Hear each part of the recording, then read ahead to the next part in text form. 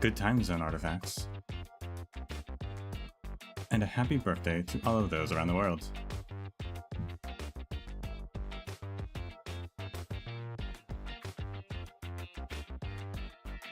Day 3 of the event.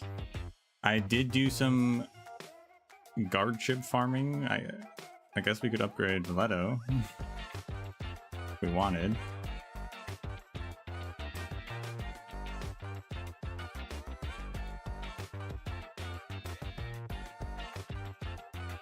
I also looked at her archive and well, let me show you.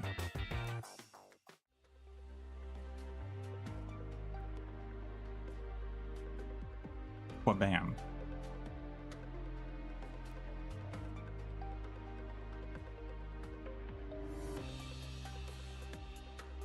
If it decides to load, actually.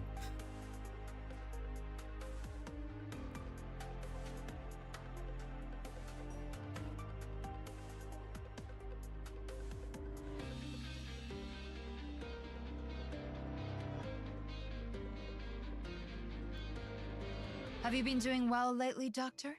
There we go.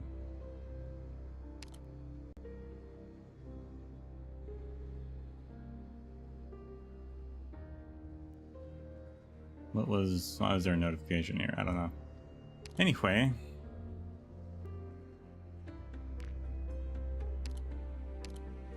So the mystery of Leto and the other Ursus self-government group has been solved.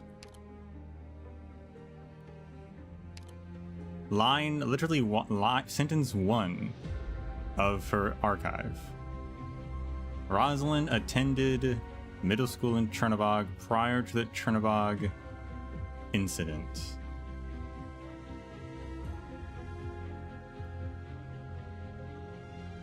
So it is a middle school, but she's kind of old. Well, I might have deep dived into Russian education system.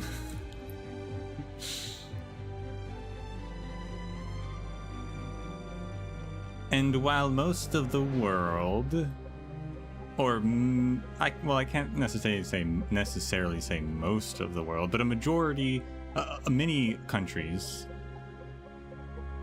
and the system that I was imagining, have middle school end in grade 7 or 8.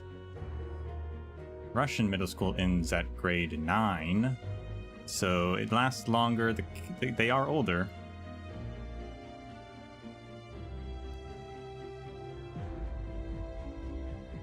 Technically, she's still like 1 year older, but I guess you have to evaluate based on like birthdays and school year system, like when this school year starts.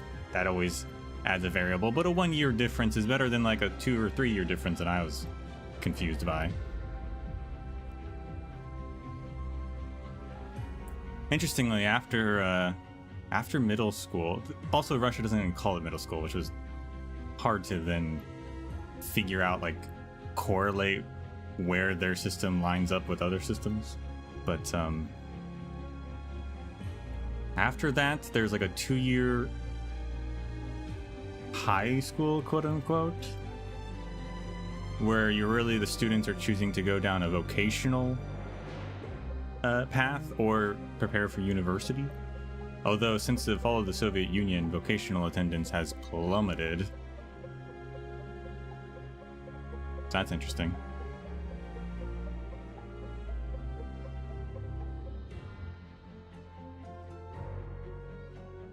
There's also, men are also supposed to, at that time, be conscripted, but you can delay your conscription if you go to university. So there you go.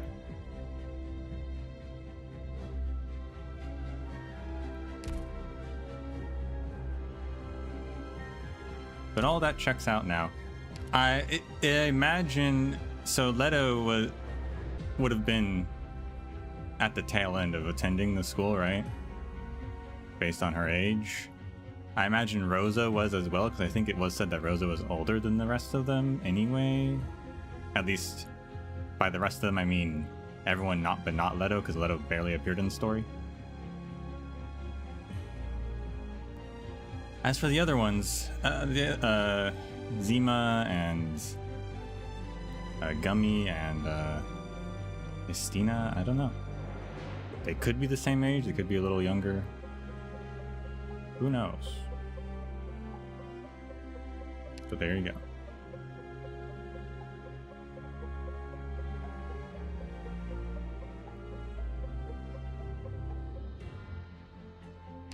And I guess we'll upgrade her. I got some guard chips.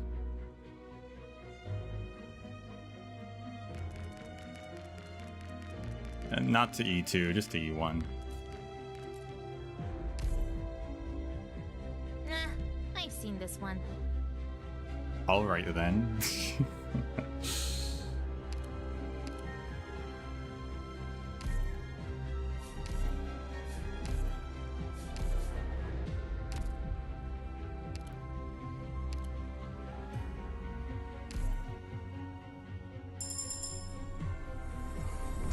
So, how long did it take for Sonia to get promoted?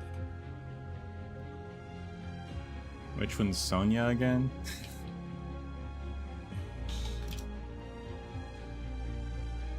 Zima Sonia? Okay.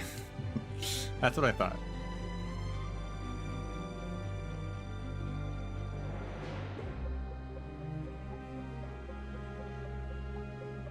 How long did it take for her to get promoted? I think I promoted her instantly when I got her.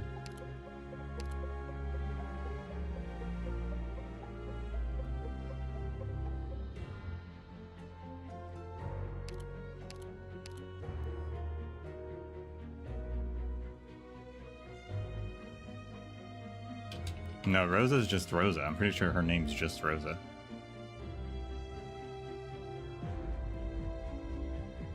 I think.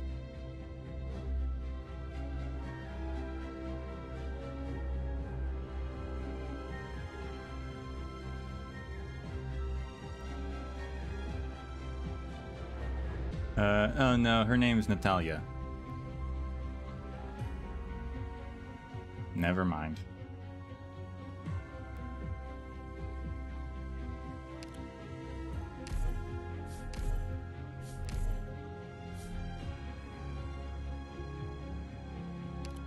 To E2?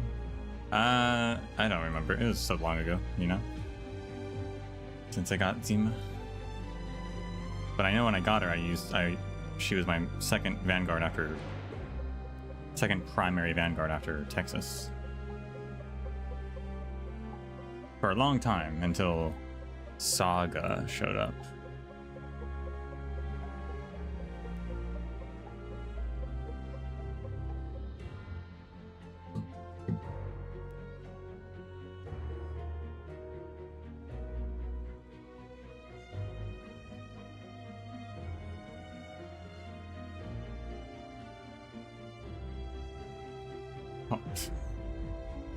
Hold on.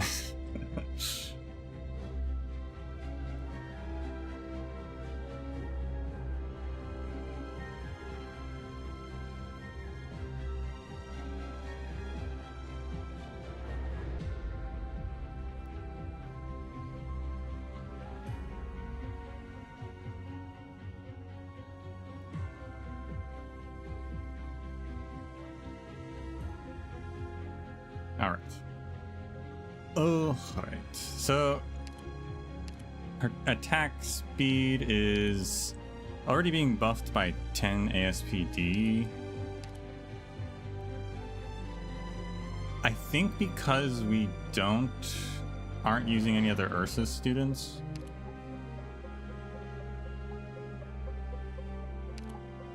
Swift Strike Y, answer the call, might be a better choice to get that attack speed even higher.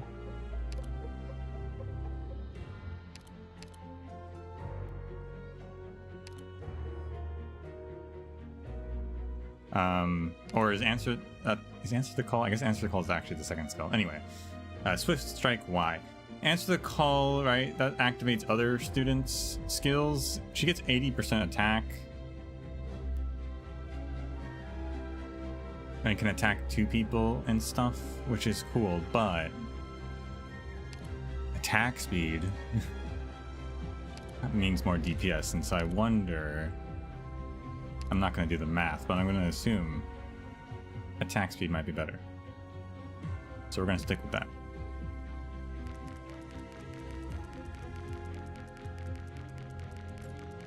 I could bring other Ursa students, but I don't feel like it.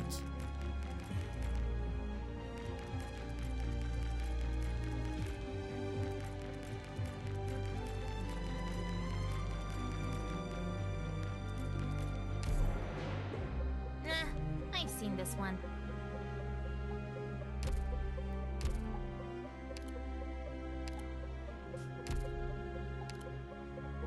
All right. So,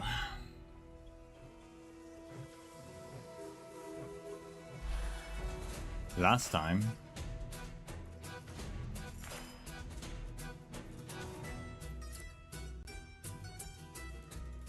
the gang arrive at Lake Silberneherze.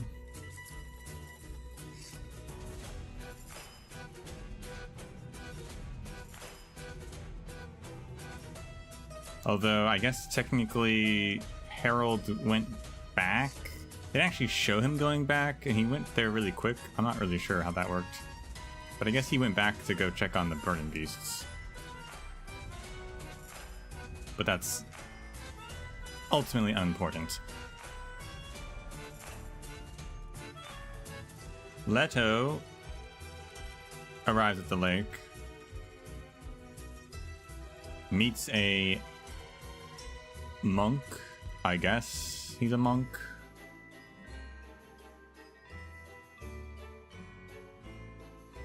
who recognizes her based on her appearance, just in the sense of, huh, she kind of looks like Arknights.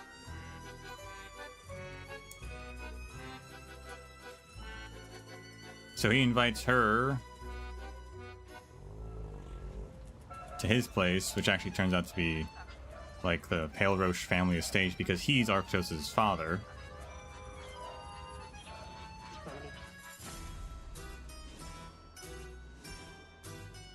She meets Arknights, but neither of them recognize each other. But they get along great and start drinking and having fun.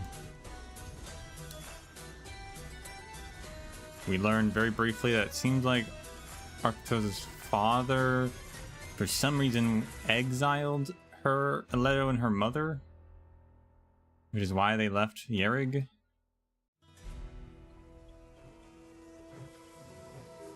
And he also has some sort of stone that he's gonna give to Leto at some point.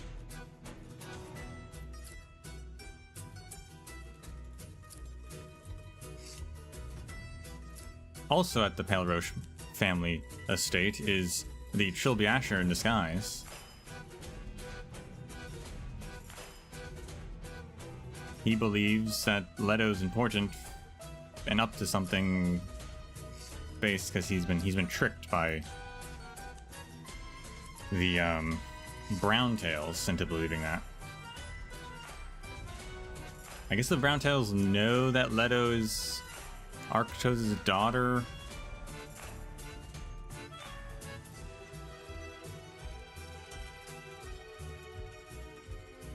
And are the ones who kind of like have led her here. I'm not really sure what they're up to. But they also are the ones who have tricked the Trilby Asher into believing she's important so that he's not doing other things. He's too preoccupied spying on Leto and wasting his time.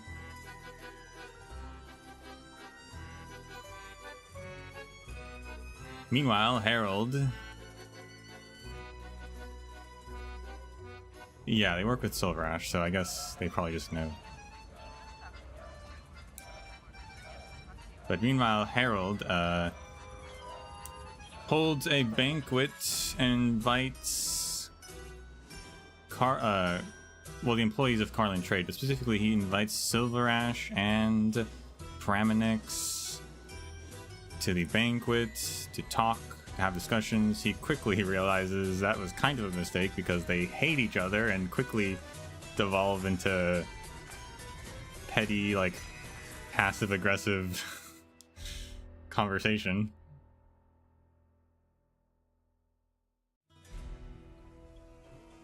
But eventually they settle down, and Harold reveals the reason why he's there, besides sightseeing, is that he was sent by the Duke of Castor because apparently the Silverashes have Castor blood in them. Which is why the Duke of Castor has supported Carlin trade, but now she wants them to like pay off their debt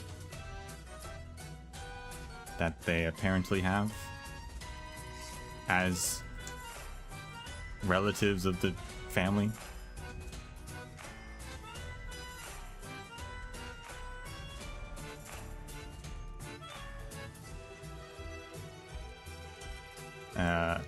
Harold wanted Pramanex to help him convince Silverash, but she was kind of like,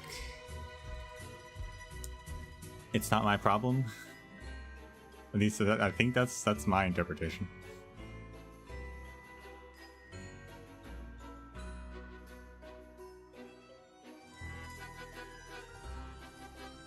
She just wants to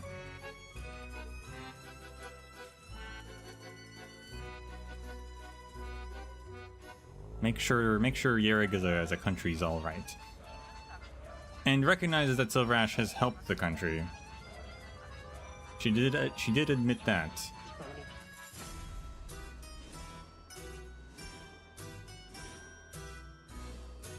But she doesn't want any trouble, and she did ask if they declined what would happen, and Harold just kind of evaded the question, which I guess was the answer to the question, in a sense.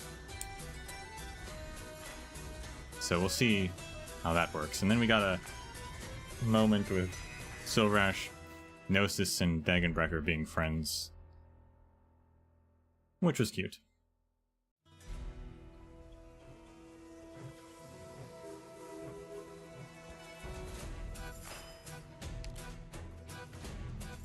And now, RS5, train hopping, we must all settle our scores sooner or later. Flint immediately ignites emergency heaters, eh? Cool.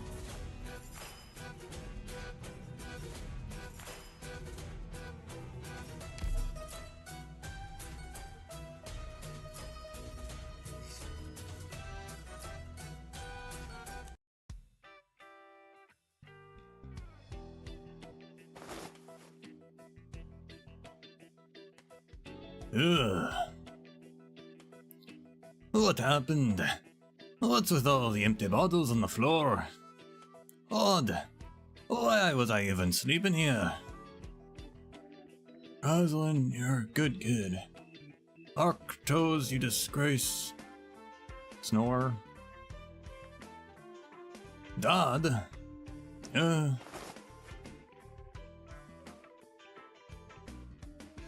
What did you wake me up for? Can't an old man nap in peace? Hold on, Dad? When did you get home? Why didn't you let me know you were coming? What happened yesterday? How did we end up sleeping on the floor? Quit your yapping. It's giving me a headache. Sir, Master, I'm so glad you're both finally awake. Gulo, what happened here? Oh, the two of you got drunk, and I didn't want to stop drinking, and our efforts to convince you to return to your rooms to sleep were in vain. I could only feed 2 more batches of firewood to the furnace so it wouldn't get too cold in here.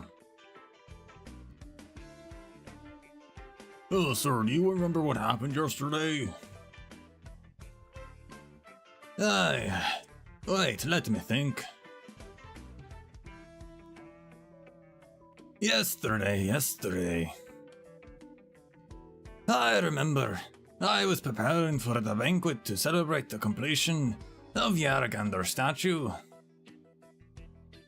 And the scientist asked me to select the best drinks the Yarg has to offer. So I was tasting them, one by one.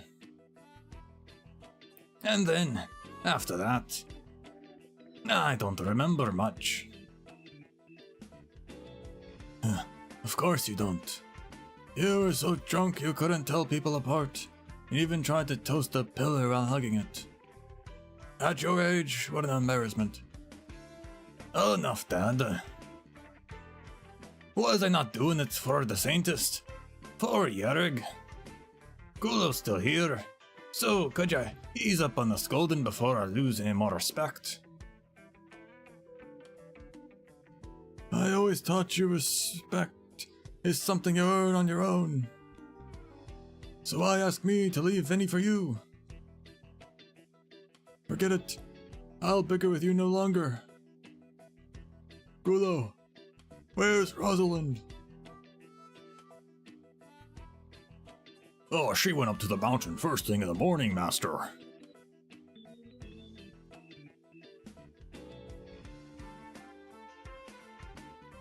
What?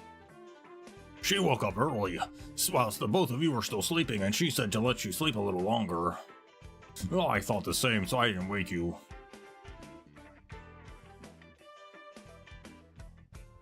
I guess it's fine for her to just leave like that. Perhaps this is Yerrigander's plan for the Pale Roches. They met.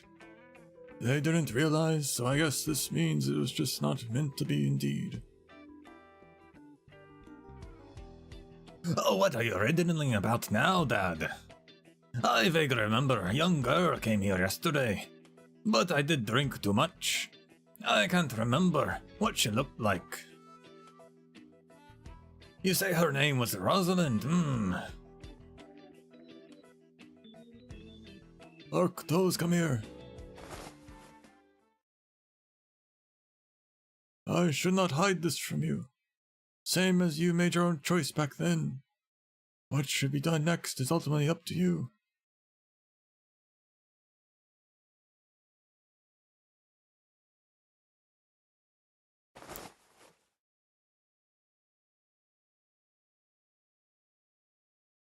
By Yerrigander, 3 generations really drank the night away. Even dragged me in with the other guards, too. Gah. It's been a long time since I drank so much, and I didn't get any business done at all. Since going roundabout didn't work, I'll just go head on. Judging from the direction Rosalind probably went up the mountain.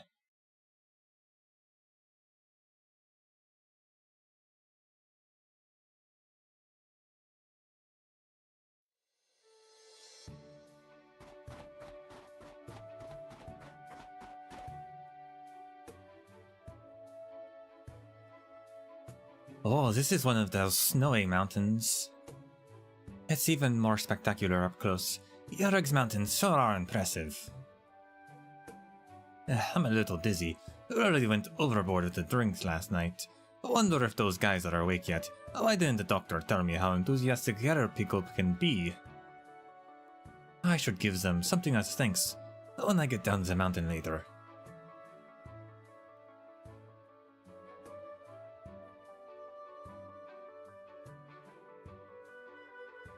Sheesh, it's freezing. The wind's pretty painful. If I remember right, you're supposed to climb up this mountain on your own to prove your faith to Yerrigander.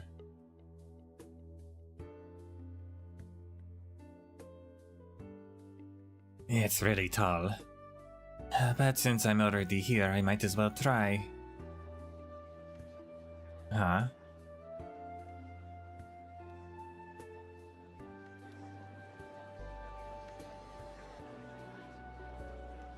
What? What? They're here?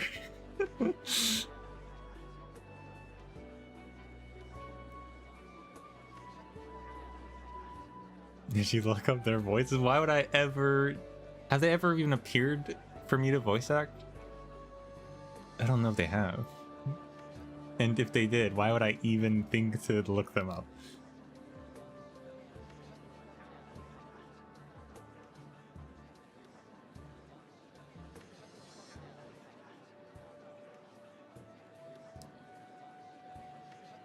Well, good to see them again, I guess.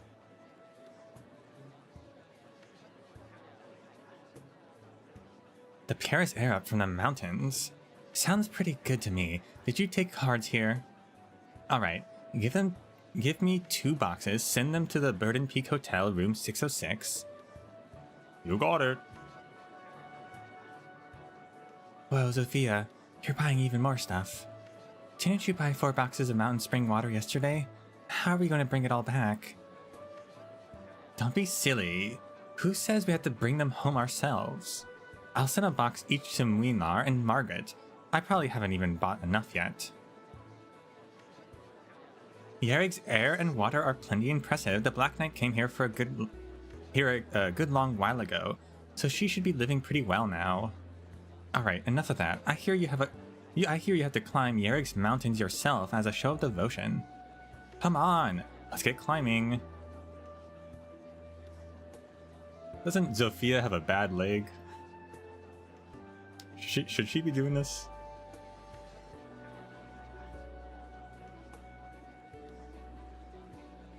They do mention as much in the travel brochure. Let's see who can reach the summit first, Sophia.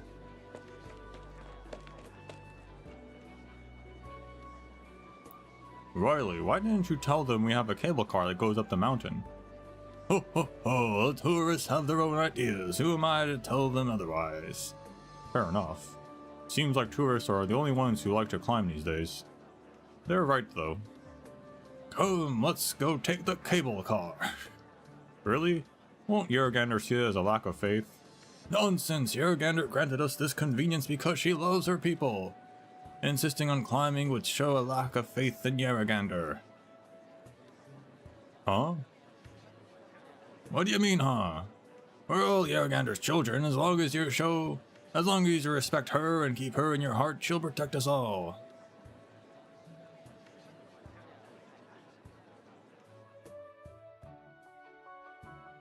I mean, yeah, taking the cable car can be fun, but climbing the mountain doesn't let you, like, explore the outdoors.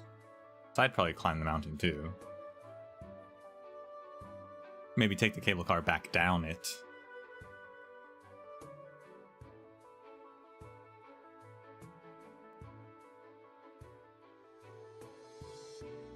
Phew, you can actually ride a cable car up the mountain. Why are tourist spots the same everywhere? I better follow the locals. Even though I don't know what it means to have faith in Yergander at all. But Yergander must be protecting Yerg, judging by how things are going. Hey, old man in front! Can you tell me where to get the cable car tickets? Thanks for pointing the way.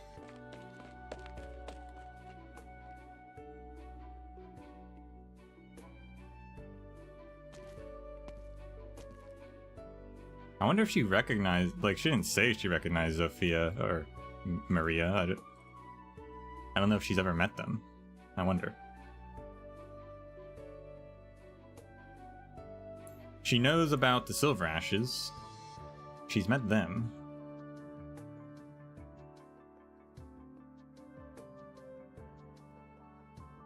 She mentioned Aurora, so she's met Aurora.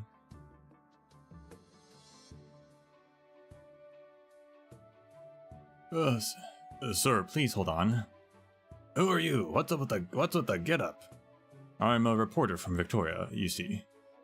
People praise the Yergander statue, but surely building it must have been a waste of resources. I'm currently collecting some... Get lost! My son works on the statue, sends me money every month, and even calls me to tell me how good work is over there. You foreigners are just salty about how wonderful our Yerg is. Is salty, traditional Yerrig slang? Then why hasn't he returned? He said he signed some agreement, so he has to stay there. What was it again? Non-disclosure. Do you need an NDA to build a statue? That is actually kind of suspicious. I'm warning you, foreigner. Any more gruff out of you and I'll give you a taste of my walking stick. Where'd they go?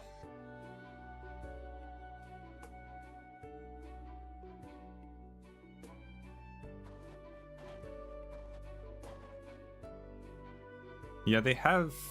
I think the Browntails and maybe Silverash have, and maybe Gnosis. There has been a lot of talk about the statue, and there has been maybe some implication that there's something with the statue that's more than just a statue.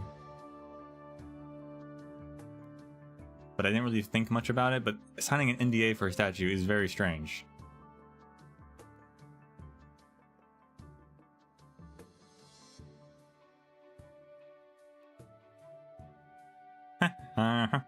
Praise Yarrigander. Brave bird and beast, brave people, Yarrigander guides us to protect our homeland.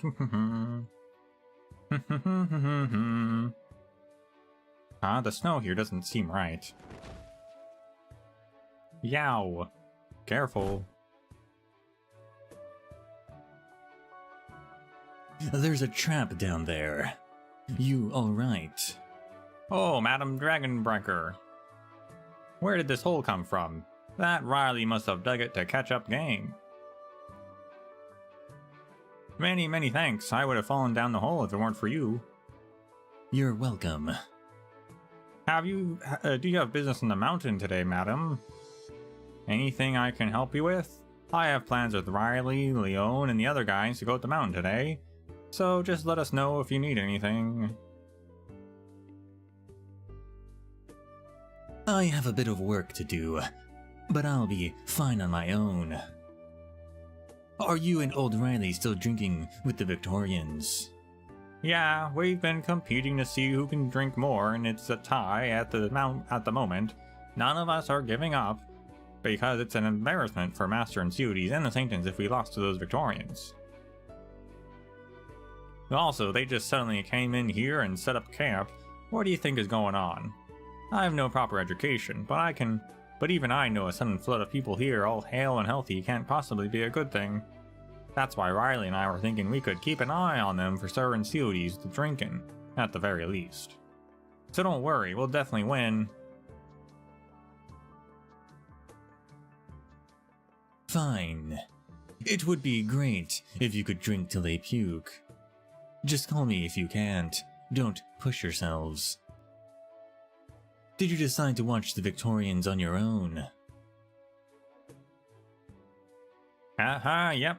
We thought it up with the other villagers. All of us agreed to it. We've been living so much better these days, and since we know how good things can be, we're not gonna let anyone ruin it for us. But madam, I should be honest with you. Just don't get angry with me. Sure, go on. I just wanted to say these Victorians we've been drinking with, we've come to know them pretty well over the past month, and brushing with the other stuff aside, they aren't bad guys. They don't cause a lot of trouble, even when drunk, and sometimes they come over to help us with work. There's a guy with bones about as old as mine. He only goes a little mad when he's drunk, but he doesn't do much other than strip off his clothes to try and swim in the snow. I guess his back then, or I saw his back then, it was in bad shape. I don't know what he has suffered, but it hurts to even look at. It hurts to think about. I might as well tell you this. A Victorian Viscount has come to join the celebration for Yarrigander's statue, and he's brought his personal army along. Most of them are veterans who have been fighting alongside him for a long time. Oh. There's no need to think too much. Just enjoy your drinks together. I don't get it. What's the difference between a personal and a regular army? But they did look far from young, and a few of them seem to have stones growing on their bodies. That should be, stone disease. I've seen it in the news before. Oropathy. Most of the time, nothing happens when you come in contact with it, so you needn't to be too worried. But you should still take some precautions. You can go to Rhodes Island's office in the city or the newly built hospital for information on how to protect yourself. That we know, so don't you worry, madam. I just wanted to have a chat with you anyways. I wouldn't dare disturb Sir Insuities or Sir Gnosis. Oh, you're saying I look idle. That's not what I meant. I mean, them sirs are busy with their big projects all day long, so it'd be no good for us to disturb them. You help us out regularly, even though you're so busy too. We know you're on the same side as us, you're one of us. One of you. Wait, no, I mean, those sirs are our people too. I'm bad with words, but you know what I mean. Am I wasting your time, madam? It's fine. There's something I need to trouble you. And the rest of the mountain for. Just say the word. Help me find a pretentious Victorian. What? He wears a top hat and a black coat with a collar covering his face, some gemstones too. It's easy to spot such a conspicuous figure. What's this fella doing with that sort of outfit in Yerrig? Who knows? Probably something stupid. Alright, leave it to us. I'll send over old Leon's burden beast the moment we get any news.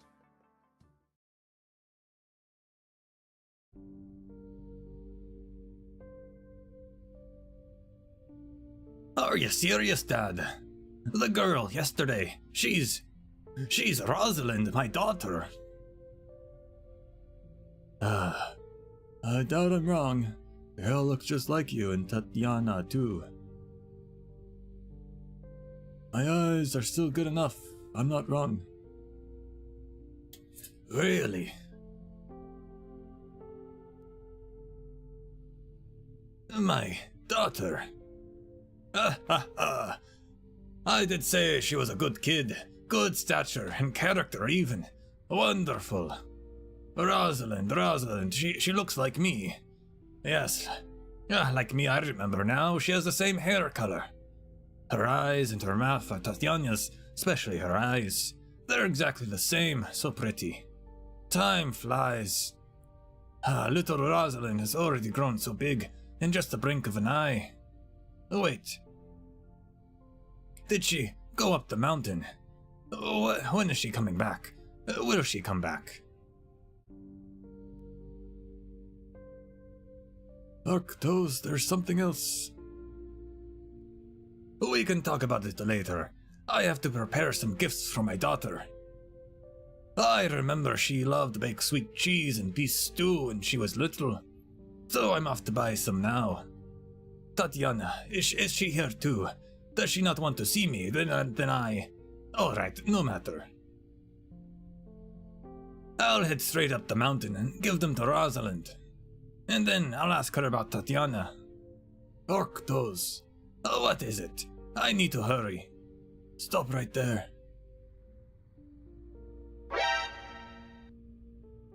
Just stay. You need to hear this. Arctos stops in his track from his father's yelling, and an ill omen stirs uncontrollably in his heart. Perhaps it's his hangover, but a sudden headache descends upon him, his stomach seems to drop to the floor, and his back feels as if something cold is creeping up on him. Only now does Arctos realize his father's back, which he has not seen in a long time, is slightly stooped, like a wilting tree, no longer tall and upright as he remembered. But the dry and aged voice of the devotee continues undeterred by Arctos' panic.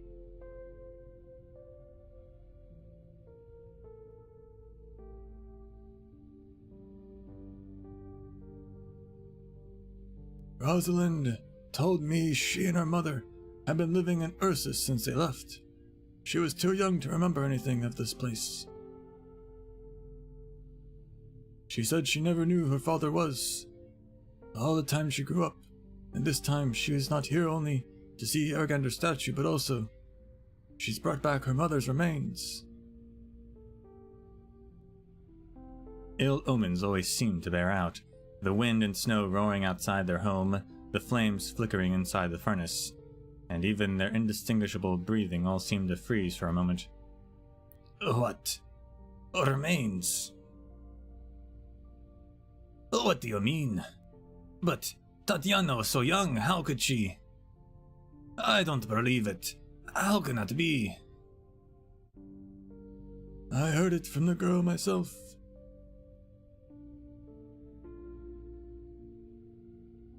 What happened back then? It was Clan Palerosh that failed mother and daughter. I carry the shame in my heart, not regret. What about you, Arktos? Aye. Fine, it doesn't matter what you want to say. There's no point in telling me. Your father is no perfect man, nor a saint, and certainly not the victim here. This old man is too old to hear you out, let alone offer any advice. I only wish to spend the rest of my days sweeping the dust at Yerrigander's feet. But you should think carefully.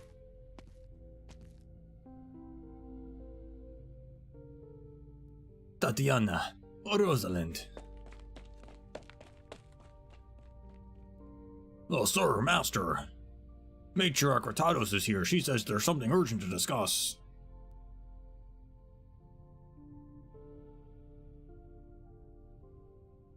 This place reeks of booze. The ceremony's tomorrow, Arktos. Don't you drink too much and ruin it all. I'm in no mood to play with you. Just tell me what happened. You're not the type to make social calls, Ratatos. Well, you sure know me well. Fine, I'll get straight to the point, Arktos. I came here to tip you off. I still recall that you married an Ursine woman, despite your family's objections, and even had a child with her.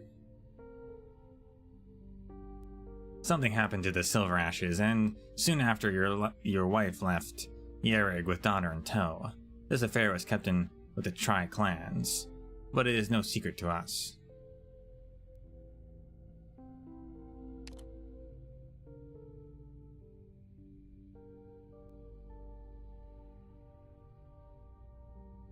Married an Ursine woman despite your family objections makes it seem like the objection was that she's an Ursine woman. But isn't he an Ursine? So that must not be it.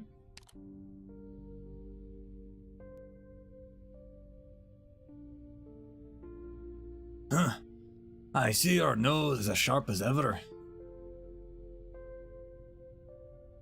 I'll take that as a compliment. I'm here to tell you about your daughter, the girl named Rosalind. What happened to her? You better not be taking advantage of the situation. She has nothing to do with our clan business. I'm not here to settle any old scores, but her untimely return is really unfortunate. Do you know where she is right now? She's probably already in the sights of a Victorian spy.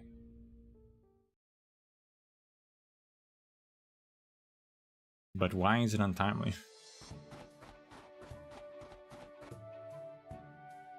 Finally. But the cable car only goes up this far, and I have to climb the rest of my way myself? Well, the summit isn't that far away.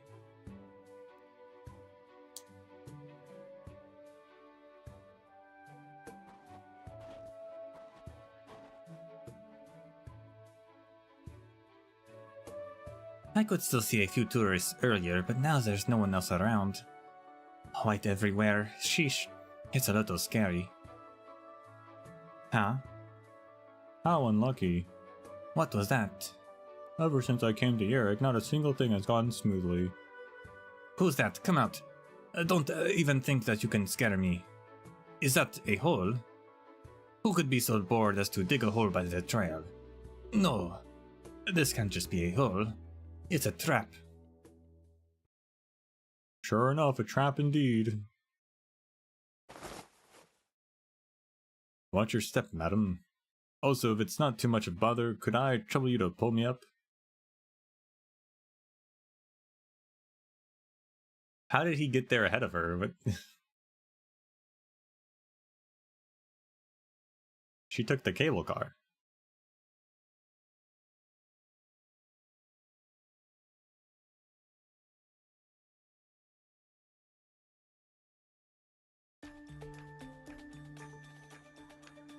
任務が時間の無駄にならないことを願うよ。 Frozen Burden Beast. Oh my gosh. Remains on standby in frigid areas for a while without attacking. Becomes active after a heater's in range. Whoa, none of the emergency heaters are going to operate, and we need to use them, eh? All these mountain burden beasts are frozen solid. Oh, I thought I was gonna kill them, but okay. Luckily, we prepared some flint in advance. We can strike it to get an active emergency heaters working. But be careful when lighting it up. If we thaw the ice these burden beasts are stuck in, they'll wake up and bother us. Oh wait, do I kill them? Enemy spotted. It'll be What are nice the if they rules? entered single file like the Knights do, though.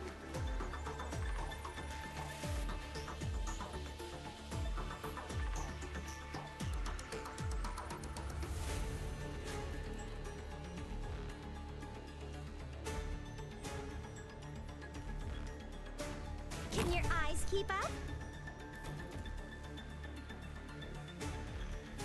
A solo to you.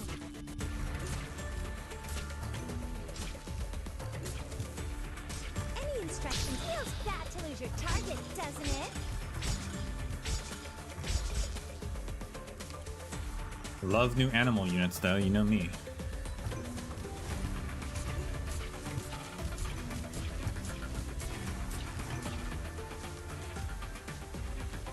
It's so interesting that you like place it on top of it to trigger it. Feels weird.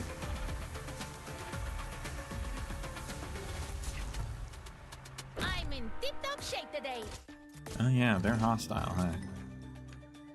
Please, trust in me. And tough. Feels fresh every tail like a shooting star. That's what they say. All warmed up. You thought that would knock me out?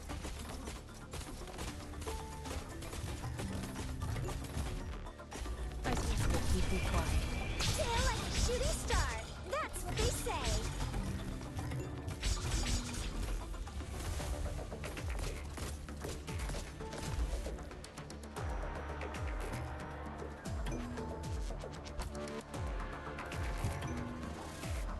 Good timing. What would you like to hear? Any instruction feels bad to lose your target, doesn't it? Ow, those guys are shooting her.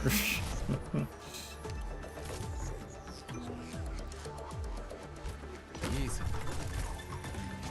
Concentrate. I'm prepared enough for my life. Mission accomplished.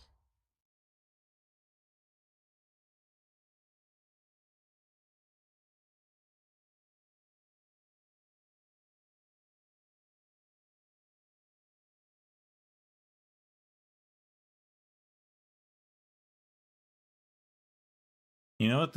I just realized the burden beasts remind me of Kodos from World of Warcraft.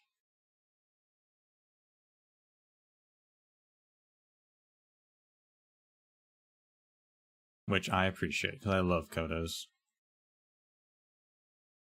Grab my hand. Yeah. Alright.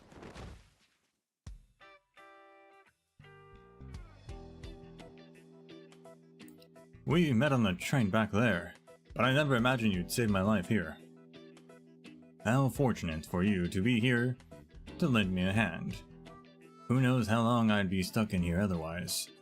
Thank you very, very much for your altruistic assistance, Madam Rosalind Tatanyovna Larina.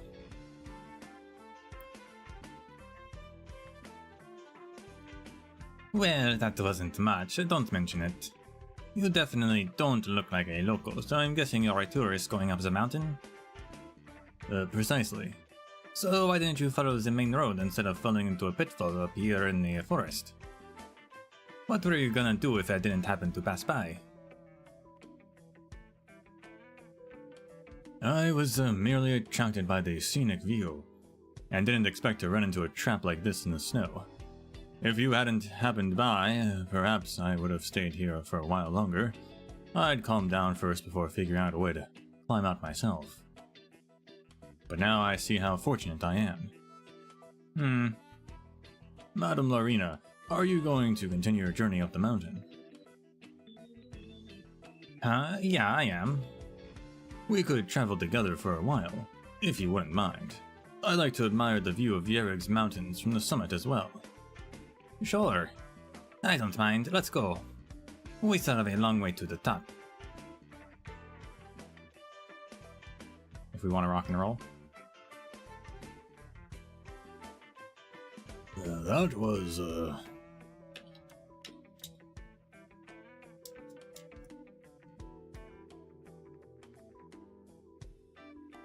Riley! I just trucked the traps and saw a pitfall collapsed. Thought we caught something. But when I took a look, there was nothing inside. I guess it must have escaped. Did you see the man who bounced by earlier? Doesn't he look like the guy Turiel's asked us to look out for? You mean the one Dragonbecker asked us to find? All dressed in black, pretentious looking, wearing a hat and hiding his face. No doubt about it. Come, let's hurry back and tell Dragonbecker.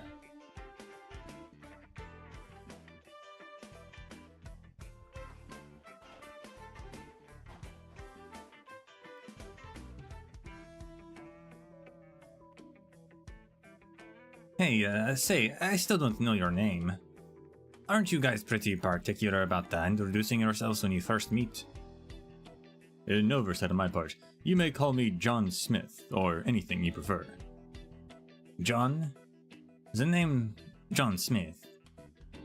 What do you think of it? Sounds right out of a spy movie I watched with the doctor. Yeah, that was definitely the name of the spy guy. I remember he had a very pretty sidekick too, so John, you... never mind. Coming up to this makeout point all alone means you're definitely single. A fascinating coincidence. Right? Alright, let's get back on track. I figure we still have a while to go before the summit. I heard it gets colder the higher you go, and it gets harder to breathe too. So, you tired yet? Need a break? Please don't worry about me. Do you need to rest, Madam Larina? Nah, I'm good. You've got some real stamina, huh, Mr. Spy? Haha.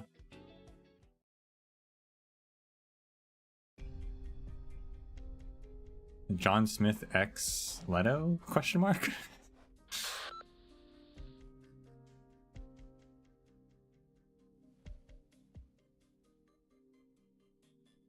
Seems like you really deceived him.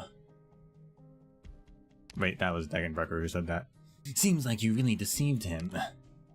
I fabricated no lies, Dagenbrecker. There's no slipping your average falsehoods by Trilby Asher collecting information for his Duke. But I'm fully aware that these types usually know suspicion best.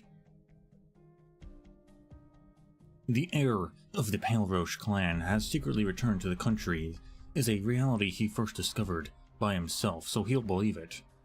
I will definitely be watching Rosalind Tatianovna Larina. Or he will be. I guess you're always right. That girl's already on the mountain, and Rotados has contacted Arctos. I hear her tell that Trilby Asher's also on his way up. He's hiding from me. He's hiding from me. No matter. Just make sure he remains focused on the girl. Each time you move, it's time for you to move as well. Fine, I'll treat it as after-meal exercise. However, are you sure the doctor won't mind you letting the Trilby Asher closer to the girl? He's a spy, not an assassin. What he's after is information, not a life.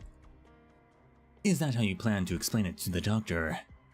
To the doctor I shall offer my apologies. You certainly owe them. How I act is unimportant. Rather, I'm more curious. Degenbrecher, you remember the doctor? Sharp. Sharp's a good opponent, stronger than most of those clumsy knights. There's no harm in noting down someone who has the respect of a warrior like that, and can also make you suffer. You're curious about the doctor. You could put it that way. Alright, the idle chatter stops here. I'm going to work.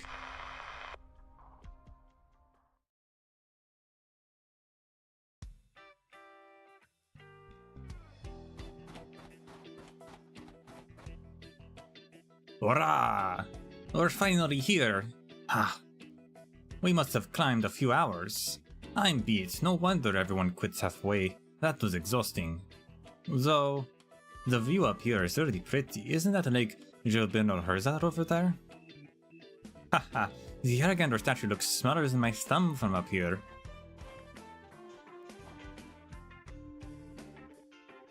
Lake Silberneherze freezes over in the winter, and resembles a pure and clear gemstone when viewed from this peak. As such, the locals here believe the lake is a precious stone bestowed by Argander. Truly a view you can only see from such a height. It does look like a gem. Oh, you can even see the station over there. Huh, there's actually plenty of railroads in Yarrig, but the trains all look like toys from here. I wouldn't call this plenty for a country that's still developing. It might seem like a lot, but that's because Lake Silberneherze and the Argander statue are here. There might be more roads around Carlin currently, but the operating lines will all pass through and transfer here. They will, won't they?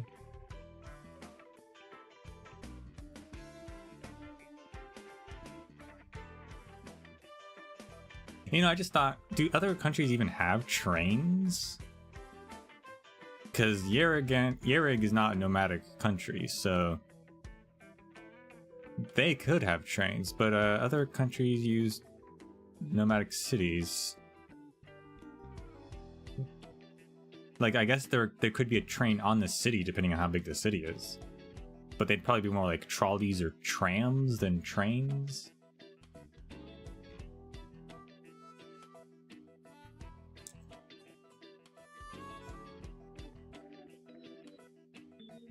Victoria, I guess? Maybe, I don't know.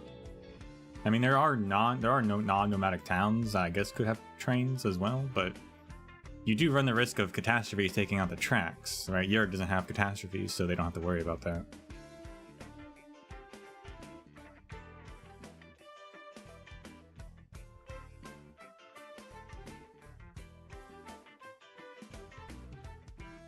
But at the same time, I don't think Silverash invented train technology, so they must have gotten it from somewhere.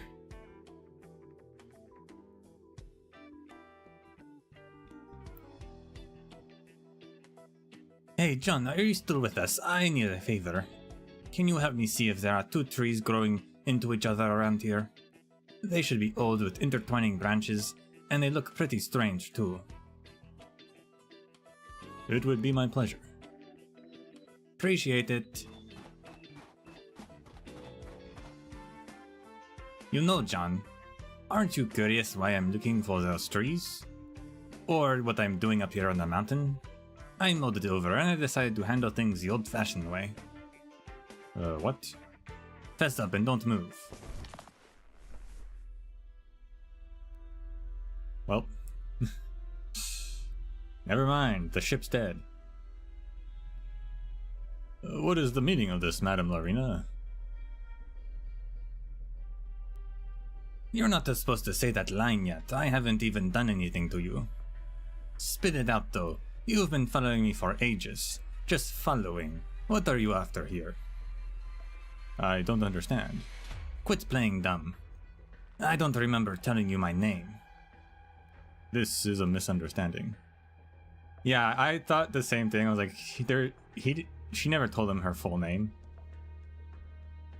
This Trilby Asher kind of sucks at his job. I feel like he's the black sheep of the organization.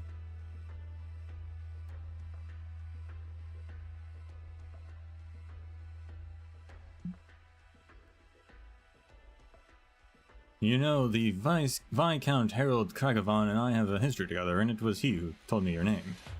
Oh. You think I'm stupid? I never told him my full name either. And you managed to climb climb up the summit without taking a single break. There's no way you could have fallen into a simple hunter's trap. Didn't she tell him her full name, though? Didn't? She told someone her full name. I thought it was Harold. Who else would it have been?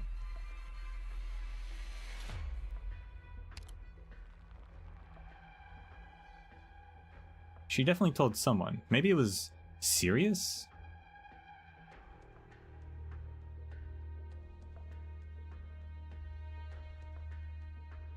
Anyway. Even if you did, you could have just climbed out. Anna and the girls always tell me to think before I act, but I have to say, sometimes there's no use in thinking too much either.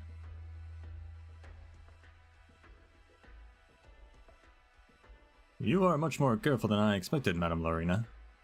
So you admit it. And John Smith is probably a fake name too, right? Maybe you really are a spy. And what if I said yes? Then you'd be pretty bad at your job. 'Cause even I could tell you were up to something.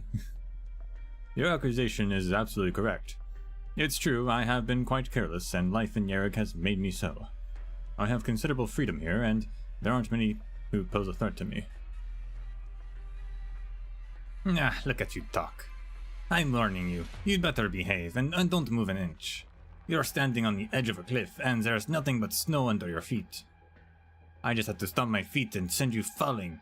I can't promise I'll catch you if that happens. Alright, Madame Lorena, I'll come clean. Yesterday... Victorian scum! Arknights is here, you stay away from her. Oh, well, where did you come from? Wait, Watch your footfalls, the snow. Ah! Rosalind, grab my...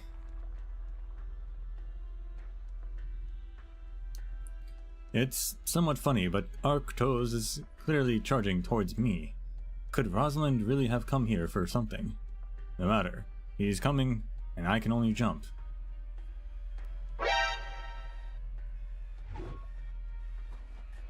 And Tekkenbecker's here. The Black Knight. I'll rest up. Not yet. That's not good. You'll be less fun to fight. Going straight into it? Problem with that? I'll get straight to my point too then.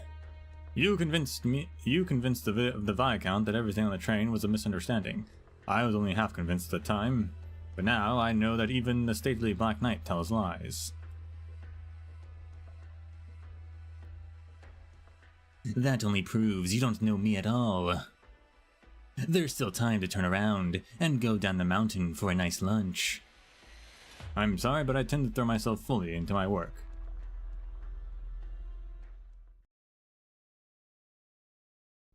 We have to toast to occasions like these. Who wants in?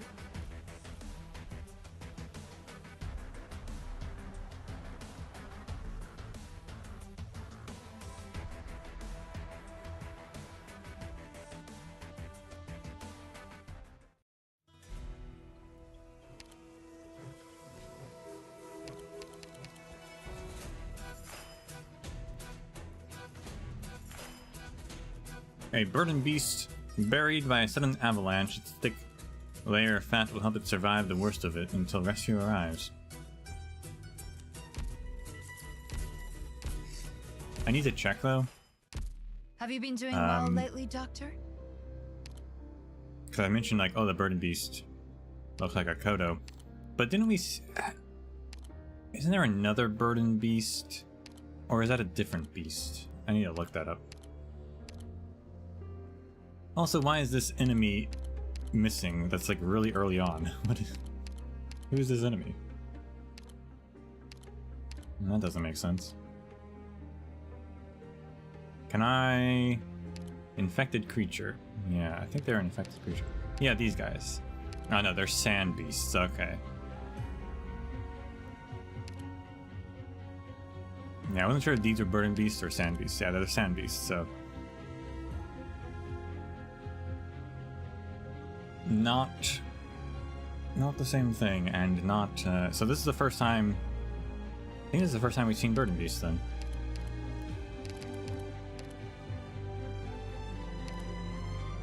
Neat.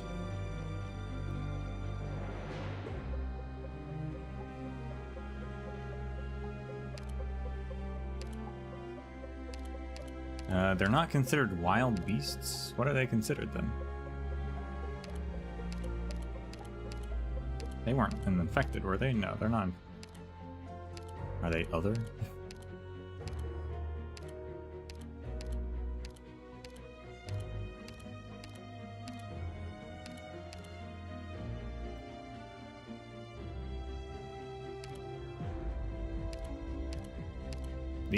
These like animals aren't wild beasts either. Weird.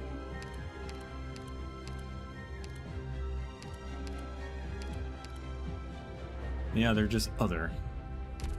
Okay. I feel like they should be wild beasts, but whatever.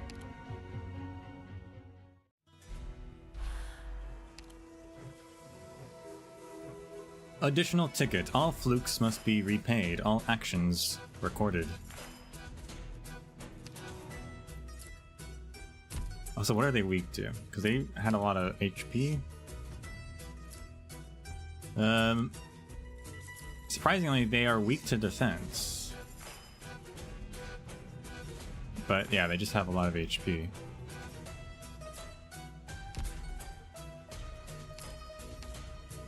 Noted.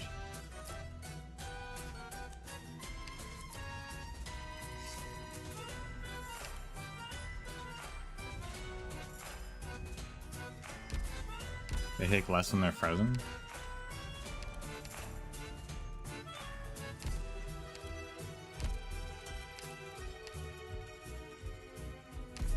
Fair enough.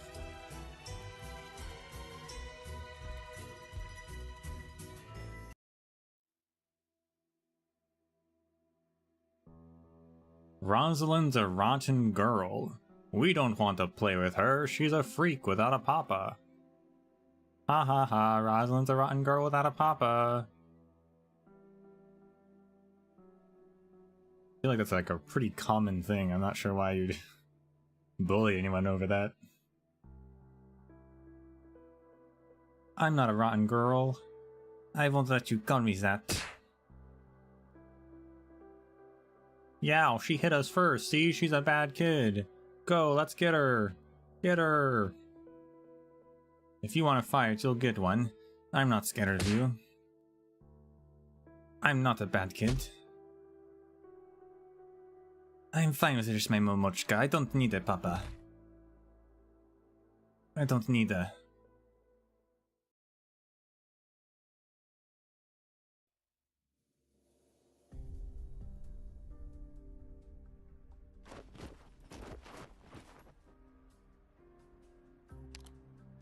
Ah, didn't expect to fall headfirst into them. And the trees. They were here all along. Two trees going into each other. This has to be them. Okay, just to do it. Now that Mom's business is done, I'll...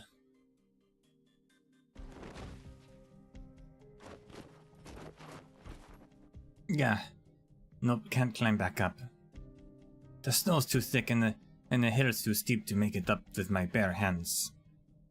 There's only this cliff here left to try. Wait, Rosalind! Ugh, cough, cough, cough.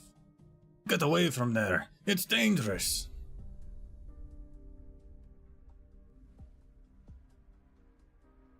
Okay, I'm getting away. You stay put too.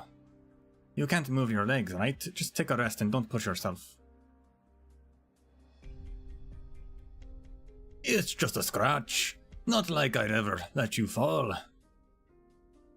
Those Victorian bastards actually dragged you into their plans. I won't let them get away with it. So that guy's really a Victorian spy? Hey, well, he didn't actually do anything to me. It'll be too late when he does. I'd have to beat him so badly he wouldn't dare set foot on Pale Roche land ever again. If only we didn't have such bad luck.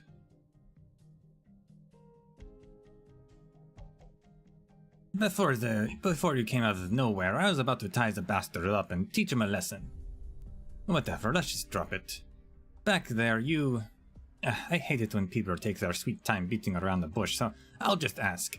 So why did you move to protect me when we fell? And what Victorian guy, that Victorian guy, what was he talking about? Something to do with whom somebody is? Rosalind, I know you might find what I'm about to say hard to accept, but Tatiana and I, your mother and I met on the summit of this mountain. You and Mamushka, you mean you're... That's right. Rosalind, you're my daughter. No.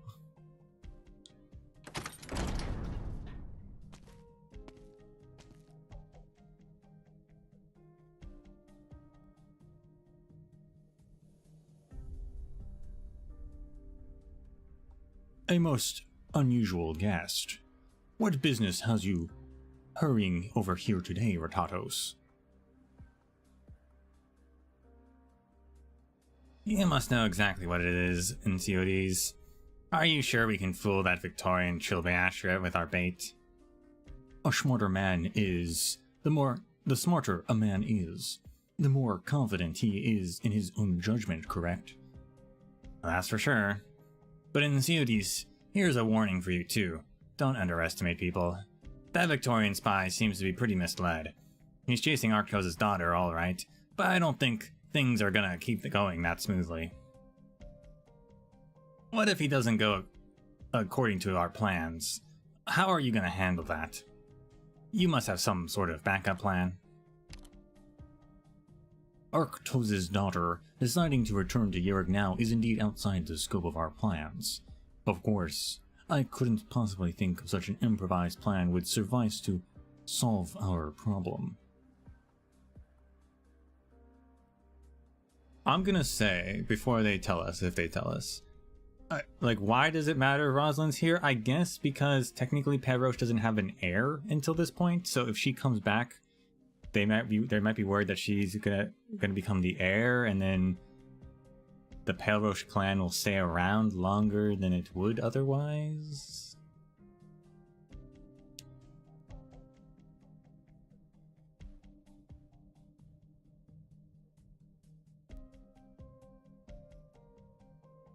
That would be my thought, because the Pale Roche were the biggest opponents to Silver Ash.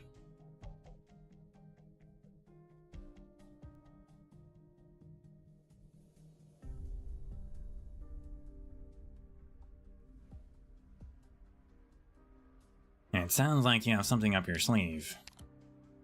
Let me see, why haven't I seen Gnosis today? And the bodyguard always at your side. I heard from my sister and brother-in-law that she hasn't been helping you train your... how's that pronounced again?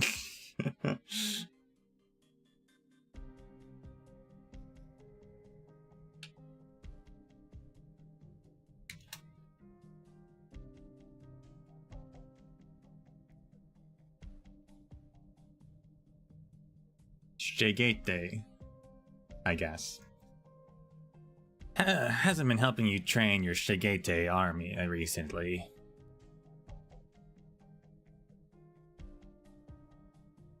You get your information fast, Ratatos. Gnosis and Degenbrecker naturally have their own jobs to do.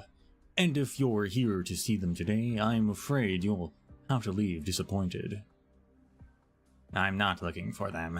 Although, yes, well, I had a piece of good news for Gnosis, if he was here. Oh? Nothing major, you'll know all about it tomorrow. He said this before. But I'll personally remind you in CODs, you better be searching the things happening below Yarrigander's statue. It's not just about one clan, Silver Ash. You do well to remember that us Browntails also have a stake in it. Yeah, so there's something going on with the statue.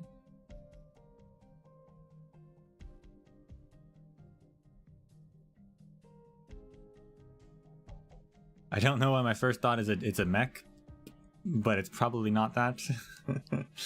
But what if it was?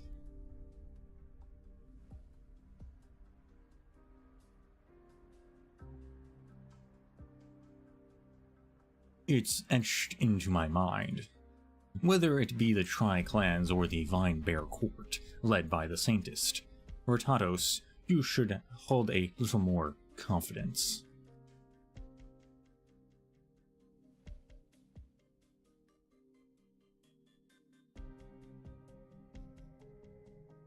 Steam Knight?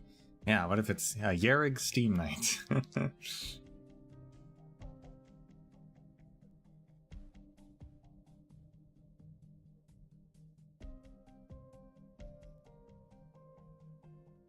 Whether it be in you, me, Gnosis, or even Degenbrecker, all that we do here is for Yerrik's future. That is my firm belief. Yeah, what better way to protect your country than to make a giant robot?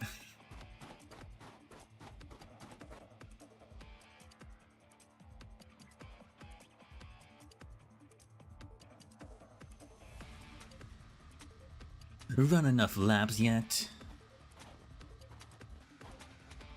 Yes. Also, I must retrieve my words from earlier, Madam Degenbrecker. What's come into your clever little mind now? The Black Knight indeed does not lie. A brazen misunderstanding on my part. I thought young Larina was the key to the plans unfolding in Yerrig. Were it not for that, I wouldn't have the slightest intention of establishing contact, and yet so many clues have appeared. Madam, you did not come to block me from approaching Arctos or Rosalind. You're here to deepen the misunderstanding, yes? Done talking. Smart people always talk so much. I don't get why. I can't be bothered. Did she just call herself not smart? Now, pick up your weapon. Let me see how sharp Victoria's claws are. No, no, no. I surrender. There is no need for us to fight. This is a complete misunderstanding. You were right. I should head down the mountain for lunch. The Trilby Asher calmly raises his hand and walks past Degenbrecker, but as his back faces hers, he suddenly stops moving. However, this is only a little guess of mine, Madam Degenbrecker. To the best of my knowledge, in CODs is not one to act without purpose. If Madam Larina is truly uninvolved, I believe he wouldn't use her as bait. She is certainly not suspicious, so could it be that the Pale Roach clan behind her? Could it be there's something amiss with the Pale Roach spirits, or rather, the transport route that they arranged for the alcohol? Madame Larina's appearance was an unexpected affair. And it is precisely because of that, you worried that once I met her, or meet her, I might just stumble upon Clan Pale Roach in the course of my investigation and discover something I shouldn't have. This is why you performed an entire show for me. Degenbrecker does not answer, and merely raises her weapons slowly. The Pale Roaches are in charge of transporting various resources for Yerrig. And all transport railways in the country converge on the same spot, Lake Silberneherze. To elaborate, what's important is the island in the middle of the lake underneath the Yarrigander statue. Perhaps there are some secrets hidden there. Would an intelligence officer divulge his own answers? No. Everyone has their own strengths. For example, you'd be stronger than most of Victoria. However, you cannot control the subtle expressions you're not even aware you're making. I believe my guess is correct. Degenbrecher wields her weapons with no mercy in mind, but the Trilby Asher is one step ahead of her. He dodges the blast waves, the snow flying everywhere, and her murderous intent as he leaps down the mountain.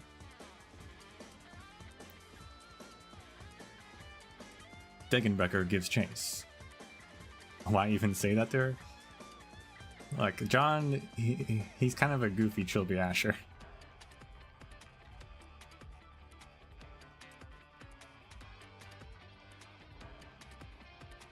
The bird and beast observation car is about to depart for Lake Silberneherze.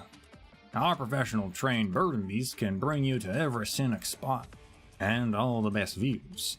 Travelers who want to enjoy spectacular vistas on the way to the lake, don't miss this chance.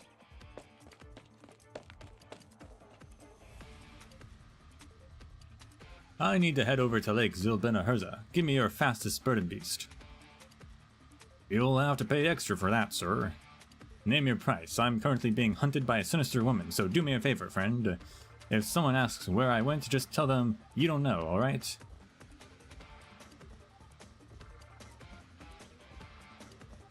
I'm gonna say Degenbrecher's faster than a bird and beast. I've seen something like this before on the discs my daughter sent me. Whistle. That's the one, fastest girl I got, Takame. And don't worry, sir, my lips are sealed. Many thanks. The Trilby Asher nimbly jumps into the seat on the bird and beast's back. The beast begins to move and breaks into a run towards the lake. Foreigners are so funny. I'll have to tell my girl about this when she comes back. Have you seen a foreigner dressed in a black coat? It's really happening. Sorry, I didn't... Madam Degenbrecher. You know me. Don't you remember when my Takme got stuck in a quagmire while transporting goods last year? You helped me by passing... You happened to be passing by and pulled her out. Oh right, that happened. So, you didn't see anyone, right? Then... Wait. That bastard actually called you sinister. I even let him borrow Takma. I'm gonna teach him a lesson for sure. He picks up a transceiver. Takma, stop that bad guy.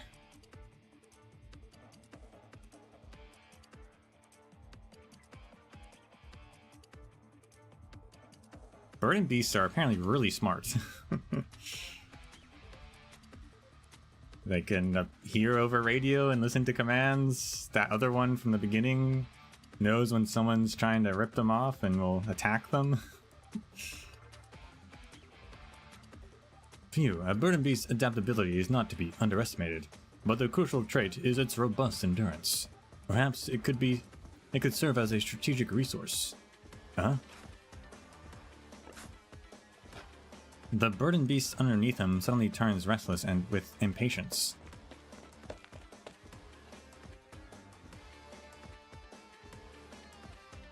Madam Degenbrecher, Takma's over there. Thanks. I've been caught. Bloody. Give up already. I'll be watching whatever it is you're up to today. Even if my only desire is to see the local sights. I know Yerig pretty well. I can't be doing this.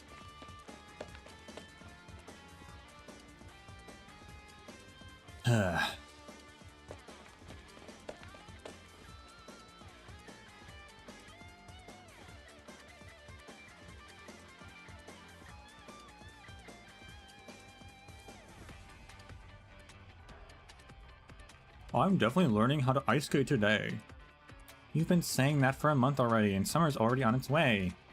You'll have to wait for a long time for the lake to freeze over. And that's why I'm definitely getting it done today. Okay. Sorry, I need to borrow these for a bit. Hey, my skates! Here's some money for a new pair.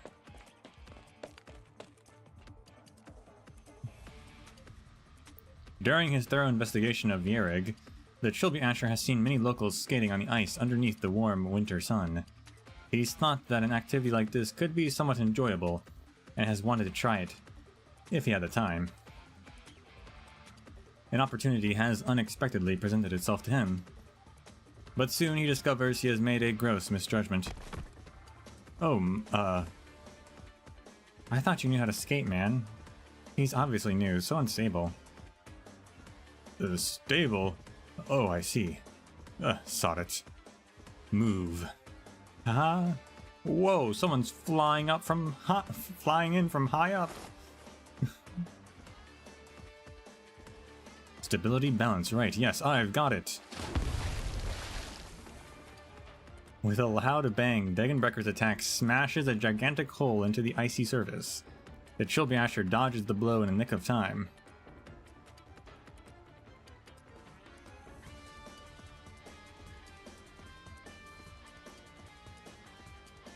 Wow, I've got it down.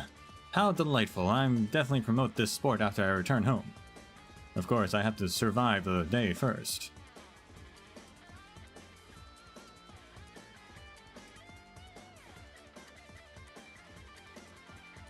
He actually learned how to skate. I've never seen someone get it down that quickly before. Is there a spare pair around? Why don't I lend you mine? Thanks.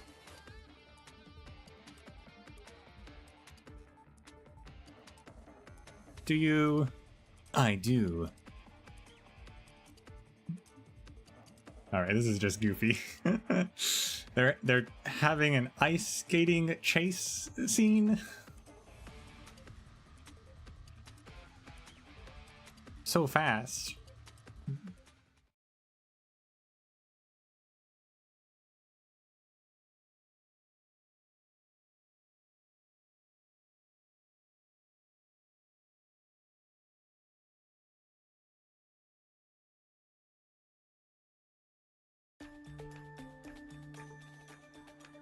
The way seems kind of rough. Careful, you don't want to trip.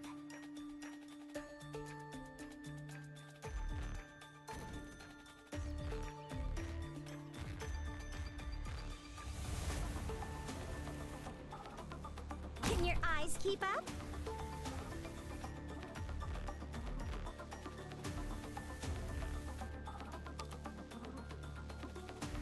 Clear 6 with jet canisters extinguishing lit emergency heaters with their non-defeat explosion no more than 4 times. I see. Please, trust in me. Come on, let's pick up the pace.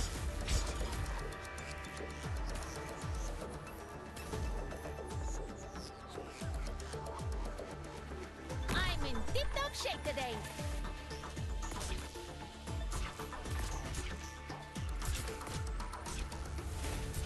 Oh, that's not a good spot for her. She can't. All warmed up. Well, that's fine, I guess. Feels fresh. Come on, let's pick up the pace. Nah, it's not worth it. She's I not. can go anytime. She's gonna keep getting frozen.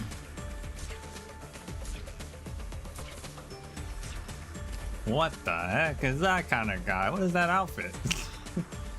Deals arch damage to all nearby enemy units, inflicting cold and disabling heaters. So don't let them do it more than 4 times. So we need to kill them before that point. Okay. Good luck. You ran into me.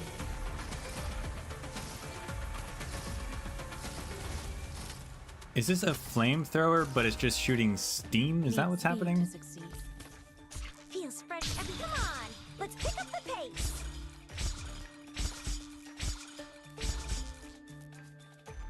Because that's crazy.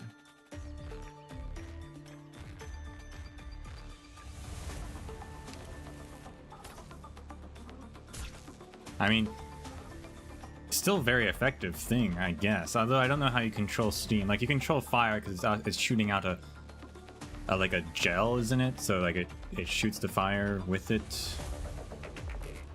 I don't know how you control steam to actually like go in like a conal shape or something, but sure. If you could, it certainly would be effective.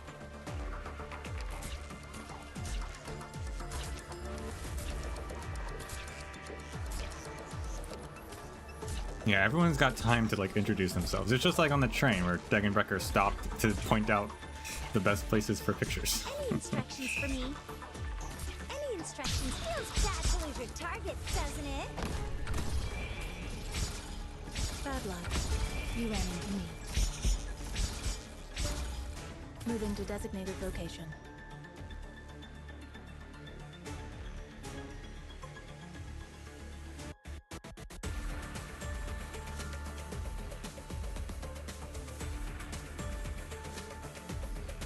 I'm in deep dog shape today.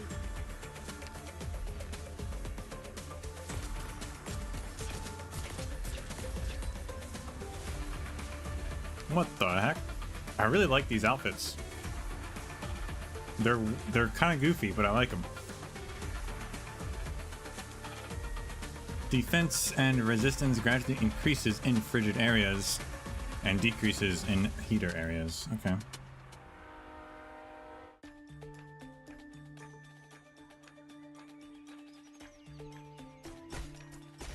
Oh, what you thought that would knock me out? Got bad luck. You ran into me. A solo to you. Well, Leto can't handle that guy. I'm That's not happening. Now, ignite. Any instruction tail like a shooting star. That's what they say. Alright, 2 times is better than 4 times. I'll take it.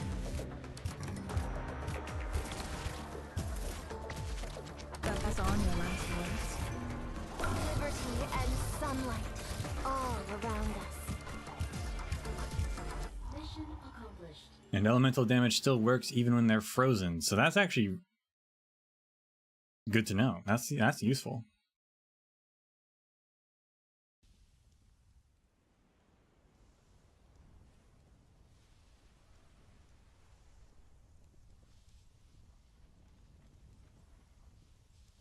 It was more than 20 years ago. I remember that winter was so much colder than in previous years. The snow never stopped and the wind was almost strong enough to blow you away. The weather was so bad no one would willingly go outdoors. Everyone stayed inside with their furnaces lit from day to night. There was always tea heating atop the stove for convenient pick-me-ups. The bird and beast sheds were especially reinforced before winter came, and the beasts huddled together, hibernating in groups. Time seemed to slow down in Yerod that year. Every passing day felt like a slog to go through, and yet the subsequent days would bring the same wind and snow. I was still young then, and I just couldn't bear to live that way anymore. I snuck out with a few men in tow that day, with a plan to hunt in the mountains. But the snow overwhelmed us, and there wasn't a single target to be found. I got separated from the others halfway, and could only continue ascending the mountain with all the effort I could barely muster. And then it was here. I met Tatiana on this very spot.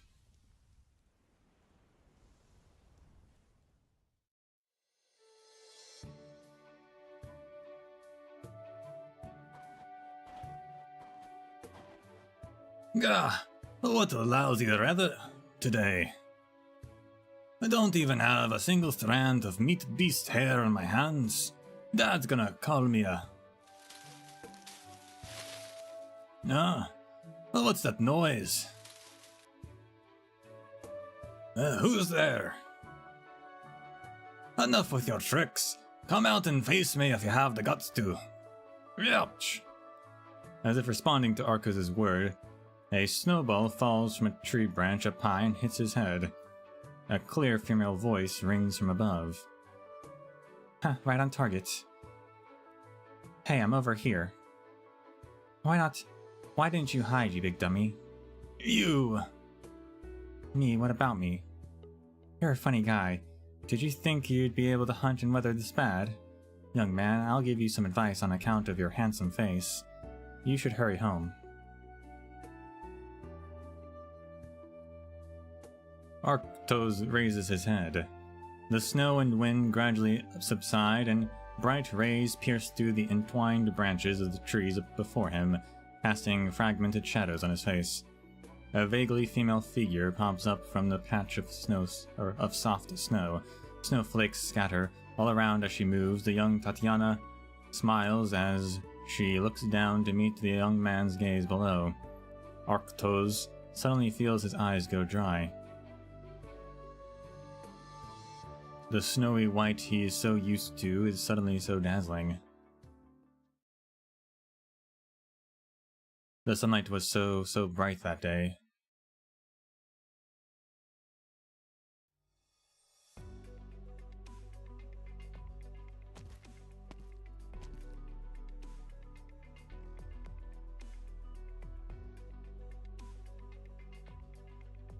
Saintess, please take a look. The main body of Yaragander statue is built by us Browntails. It stands about 30 meters tall, and the adamant materials we use ensure no risk of damage for the next century at the very least. 100 of devotees volunteered to work together with professional craftsmen to carve out the statue's form you see today, so it's surely the most accurate representation of Yaragander there is. Although everyone was arguing about whether Yaragander should be humanoid or not, that boorish Arktos nearly got into a fight over it. But I bet guarantee you, from today onwards, this statue will be the most eye-catching attraction in Yerig.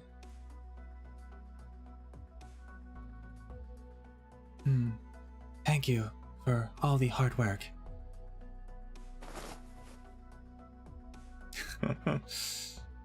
This statue is the best symbol Yerig can show to the outside world, and it couldn't have happened without everyone's effort. Yaragander will certainly be pleased as well.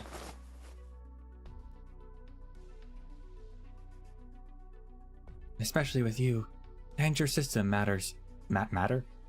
Madam Cirrus. I've heard the both of you spent a lot of effort on the construction, and practically stayed on site until it was completed. It must have been difficult. It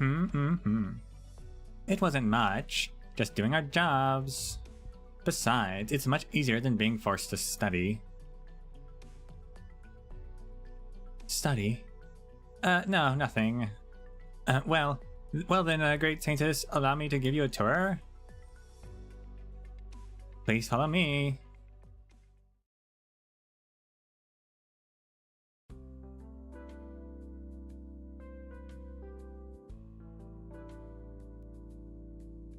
Scientists, preparations for tomorrow are complete. You should return to Mount Carlin. You're nagging me again, Yar. It's rare to get to leave the mountains, so let me stay for a bit longer. Or are you trying to advise the Saintess on how she should act, just as the elders do, Yar? I won't ramble away like they do. Your gravitas continues to increase, and there is no one to stop you from descending Carlin anymore. Yesterday, you came down to meet Insudes personally. If this happened in the past, and the elders would have raised a swift objection. Cirrus is such a bratty valley girl. Of all the characters I use that voice for, she probably is the most fitting.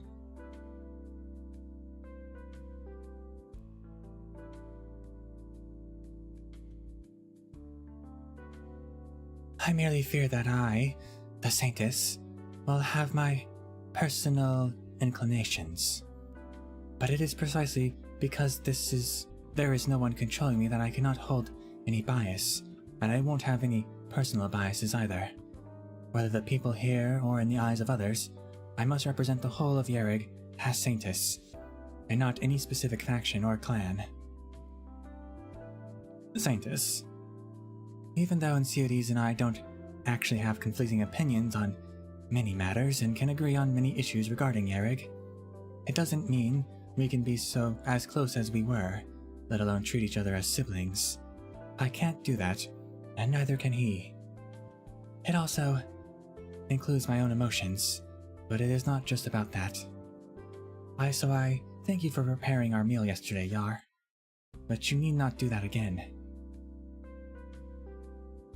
Inya, is it really alright to continue like this, Inya? Even though you're representing Yarrig now, there are still many who only know of the Colin trade. Clan Silverash has already started to dip their fingers in every facet of the country, and will only grow stronger in the future. I have some thoughts on that. What's important right now is to develop Yarrig as fast as we can. Some matters are just unavoidable, or things I let slide. We need entities like Harlan Trade, after all. Besides, I'm fine with Insuities keeping himself there for the time being. But won't it be dangerous to continue like it? That's why I have my own plans. Oh, you mean the new school you've been in charge of for the past few years, and the reforms over at the Vinebear Court. It's fortunate. I realized we have so many wise people here. Compared to Yarrig with the voice of a Soul Saintess or single Clan Silverash, wouldn't it be better to have a Yarrig with a myriad of voices of Yarrigander's people? It's the same as prayer. Didn't you say that making your wishes out loud instead of keeping them in your heart would let Yarrigander hear them in earnest? I hope more people will get the chance to voice their hopes for Yarrig. This is what I wish for. My prayer to Yarrigander. Well, that's a good wish indeed. It will certainly reach Yarrigander. That's great to hear. Will you help me, Yar? Of course. Didn't we agree as much as already? I'm your mate after all. Thank you, Yar. If you really want to thank me, why not? Huh? Oh dear, they're headed this way. Yar? Is someone headed our way? Yes, with aggressive aura to boot. They're fast. They're heading straight here. It feels like a fight is about to erupt. Will there be any issues if that happens near the statue? Who knows? Anyway, you should return, Great Saintess. We also need to send someone to inform Madame Cirrus as well. It'll be bad if you or someone else gets hurt. I see. What about you? I will stay. If something happens, it would be terrible if something happened to damage Yarrig's statue. So let me stay here and keep an eye on things, and I'll make sure nothing big happens to the statue. Yar. Hold on, you can't be...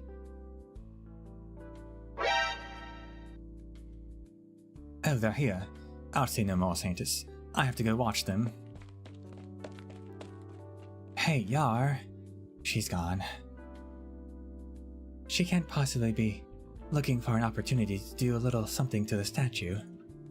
Is she that unsatisfied with the statue's face?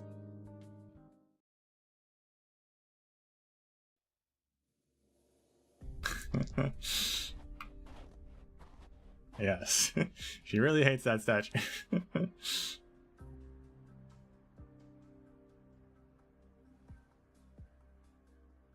But if she cared so much, maybe she should stop pretending to be a maid, you know? Maybe she should just be like, yes, I am your god. Here I am.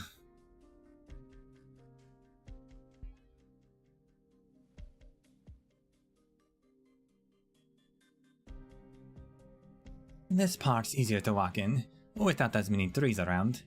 Careful, the snow ahead is pretty deep. Are you really my papa? I mean, Mochka said... Tatiana mentioned me. Oh, what did she say? Not much. I didn't even know I still had a papa until I was grown. I thought he might have died long ago. I thought that was the reason she never mentioned a father, and she never really brought up Yereg before either. We've been just the two of us for all these years. I never thought.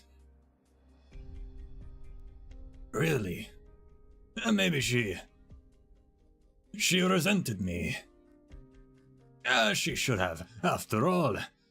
I was the one who let the both of you down back then. I deserve her resentment.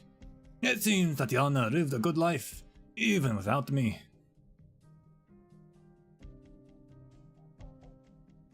Before I came here, she told me how the snow feels different in Yereg.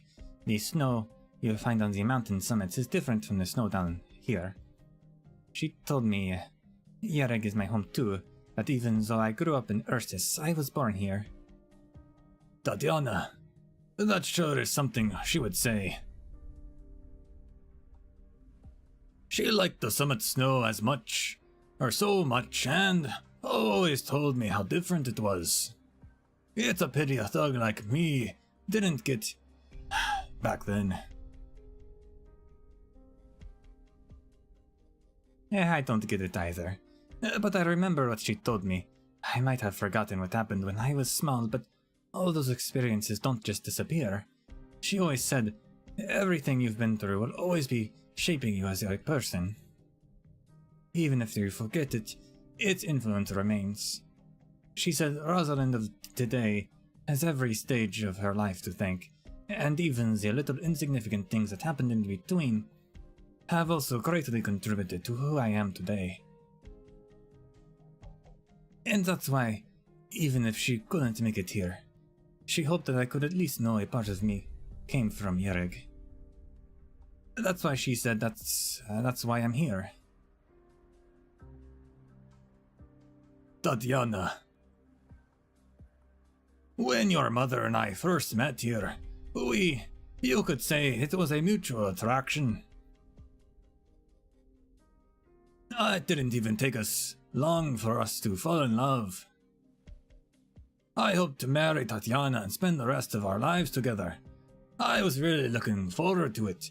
I never wanted anything as much as I did to be with her. But there was no easy feat in Yereg back then.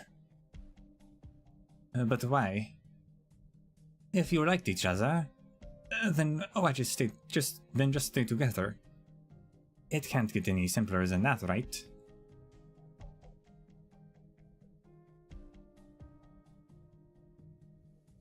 Yes, it should have been the simplest thing to do. But Rosalind, you don't understand Yereg.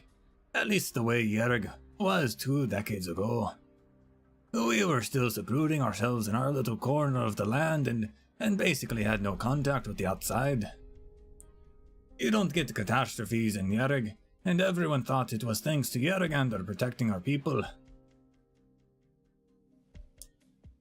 We believed the place was sacred, unlike the outside world where catastrophes were commonplace. I've always believed Yereg back then was quiet and peaceful. But the way things are now, I have to admit we were closed off and blind. Our lives were just farming, herd and preying to Yeragander. Outsiders were rare to see, and we weren't exactly friendly to them either. So, Mamochka, You know her best, I'm sure. Tatiana was so passionate, frank, ostentatious, and didn't bother to fit in. She captivated me completely, but at the same time, she was too strange and too different for Yarg then. So, are you telling me that you held back because of that? You didn't dare marry a foreigner? Okay, so she was a foreigner. I wonder what she was doing in Yereg.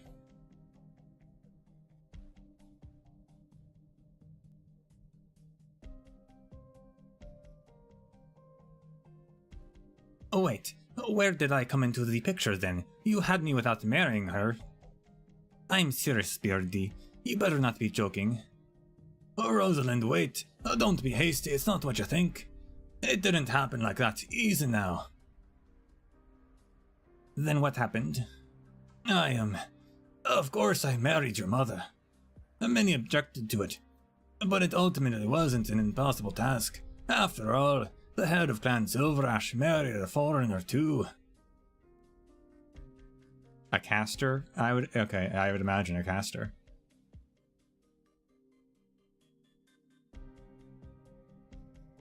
My marriage would have been an embarrassment for the Pale Roach clan.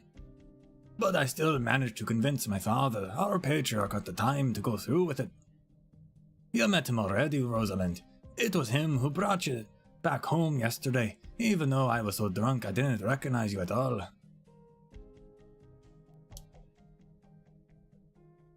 You mean that old man?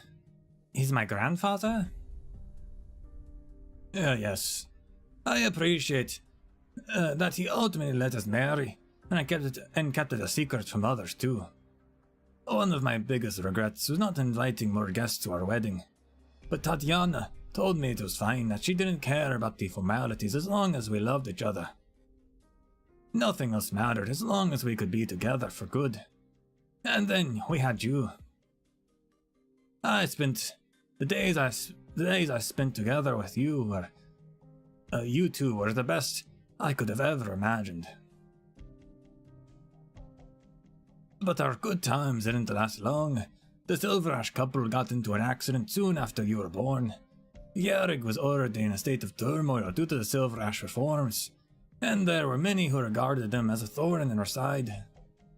Most didn't dare to challenge the Tri-Clan leaders directly, but attacking a foreigner in private was much easier to do.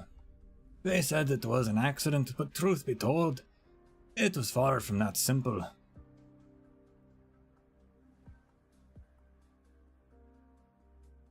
I don't remember much about it, but I remember the doctor telling me that the Pale Roaches are conservative.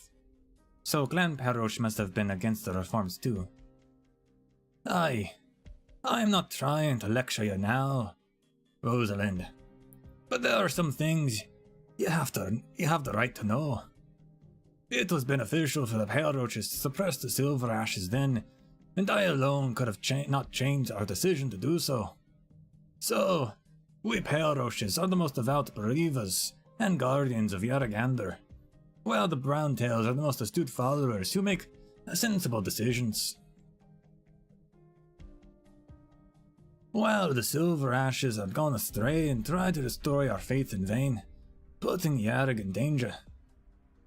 This is how our three clans were seen back then, and also the way the situation really was in Yarag. And I, as the next head of the Pale Roach clan, could not harm the family's interests. There was not much I could do. And so you abandoned me and Mamochka? I did not. I never abandoned you, and there was no way I would have abandoned Tatiana. But those people, would they be satisfied with a mere accident? The Silverashes were dead, and I married an Ursine woman. They didn't know how great Tatiana was, and didn't care for her affection towards Yarag. She was just an Ursine woman in the eyes of many, an outsider representing Yarag's doom. Rosalind, I am a warrior. I have shed so much blood and I have never feared anything. But back then, all I had was sleepless nights. Because I finally came to know fear. I was afraid. The best choice I could make at the time was to have you leave, to go far away from Yarag. Even if we couldn't see each other again. Even if I couldn't be by your side anymore. For I knew the two of you could live a normal and peaceful life somewhere, at least. Instead of running into any strange accident somewhere I couldn't see or even right under my nose. So I wouldn't be left with just an accident. You. That's the story of me and Tatiana. Oh, Rosalind, I owe you and your mother too much. I, Arknights, will never deny this. The warrior's weapon falls onto the snow with a muffled sound. Arknights takes out his poleaxe and throws it at his daughter's feet. Under the sun, it reflects both faces of father and daughter on its blade like a mirror. Resent me, blame me, I deserve it all. Berate me or even strike me with this axe, I won't judge. But then, can you give me another chance, Rosalind? I don't mean to make this difficult for you. I just wanted you to know I still love both you. I did then, and I always will. My feelings towards you and your mother have never changed. And so, if you're willing, Rosalind, could you call me father just once?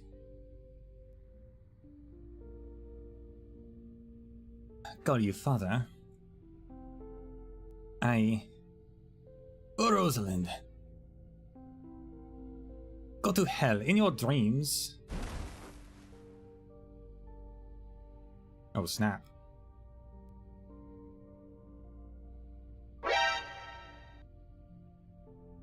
Rosalind. So you talked yourself in a circle for the whole day just for that. Huh?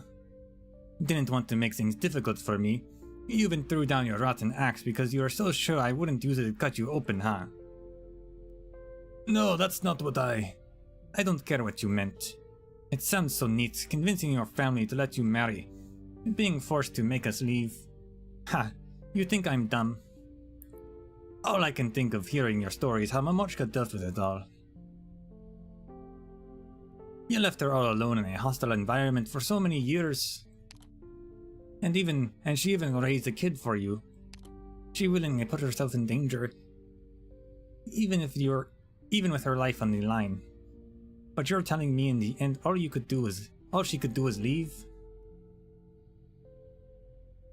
Have you ever considered why she and Ursine had to endure being treated like that in your Yereg? Aye. My Momochka loved to go on adventures. She liked to try new things, she liked to explore anywhere she could. She could never stay in one place for too long. She loved making friends and loved shopping and loved eating all sorts of food. Could your Yereg from 20 years ago even satisfy any of that? Do you care about any of those things at all? Why does it sound like you're the only character in your story, and nothing else? You said she's passionate and that she's frank, but I couldn't tell you were talking about Tatiana Yevgenyevna Larina at all.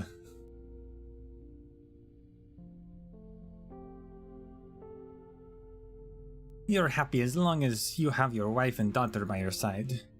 Ha! I'm blown away that you actually had the guts to say that. Tatiana, it was me. It was my... It's too late for tears. Do you know what life in Ursus was like for us? Living pierced of a life somewhere, that's enough for you? Bullshit. Do you know just how many people were talking behind our backs when Mamochka was raising me on her own? You couldn't. I grew up without a papa. Do you know how popular fatherless kids are at school? You were bullied. They dared. Save it. No one dared bully me. But listen. If it had nothing to do with you. It's all thanks to my fists. Even General Zima helped me more than you ever did. Ever since I was small, I knew I had to rely on myself because I didn't have a papa. I knew I had to count on my fists to shut up those cowards who only knew how to use their mouths. Do you know how many fights I got into growing up? Ha! How could you even? Well, Rosalind, You don't have to speak, it's pointless anyway. I just wanted to tell you, I don't care whether you were compelled by circumstance, or were just trying to bear whatever burdens you had. Ever since you were missing from our lives, for over a decade, there is no need for you to step up now. My papa failed to show up back then, when I still wanted one. And now, I don't need one anymore. You're still hoping I will forgive you? Still hoping to use me as a bridge to reconnect with my Momochka and have her forgive you too. Dream on.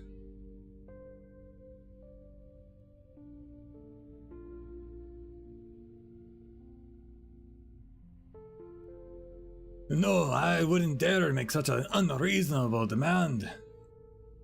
But I just wanted to do something for you. No, hold on.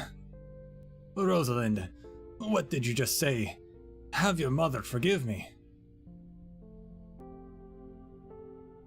But isn't your mother dead? Wait, I'm with him though, isn't she? You're cursing her too? Who told you she was dead, huh?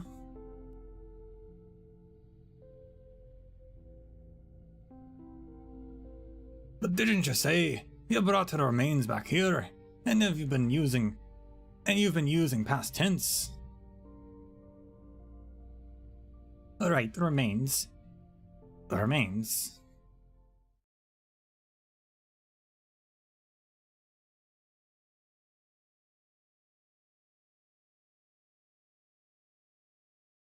Hold up, let me check. What? What is happening?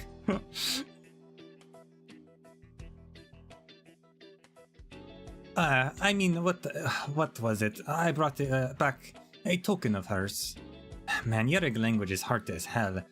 I know my pronunciation's a little off, and the tenses might be hard, but is it that bad? Tatiana is still alive. Is she doing well? Super well. She just broke her leg in a fall right before our trip. That's why I'm here on my own. I'm surprised she survived Chernobog. But what happened in Chernobog a few years ago? Forget it. You wouldn't understand even if I told you. I'll keep it short. I ran into some trouble a few years ago and Momochka ran straight into a catastrophe to find me. I was pretty lucky to get rescued by Rhodes Island, but she contracted oropathy. How could that be? So where do you live now? Rhode Island, right? They can treat oropathy. So are you two staying with them now, or are they treating you well? I know the doctor there. Right, I'll get in contact right away. Give me a break, you can't possibly know Doctor better than I do. Whatever, I'll pick this back up later. Another word and I'll lose my temper again. What's important now is to find our way out of here, and it's no good to let that Victorian run around either, right? Actually, I came up with an idea, and I was going to tell you about it, but you interrupted me. What? How do we get out? Over there. You stand on that spot. But Rosalind, that's a cliff. Of course I know that. Leto stands behind the man claiming to be her father. She raises her leg again and kicks him in the back without a shred of hesitation. Arctos, completely unaware, only has a split second to look at her with a startled expression before his figure falls down the cliff. She killed him. Ah! Rosalind, careful, it's...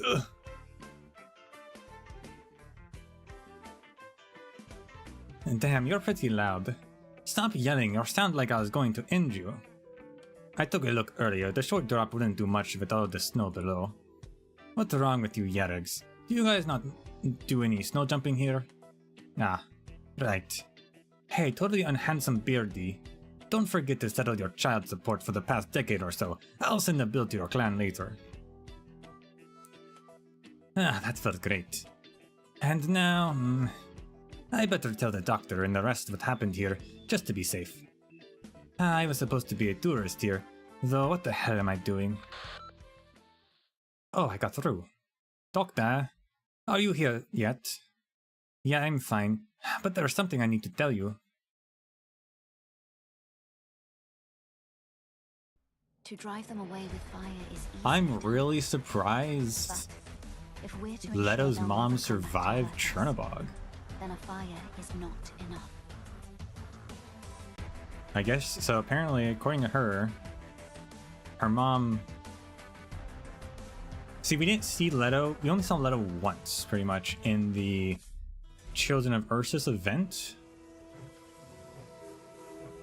Very briefly, so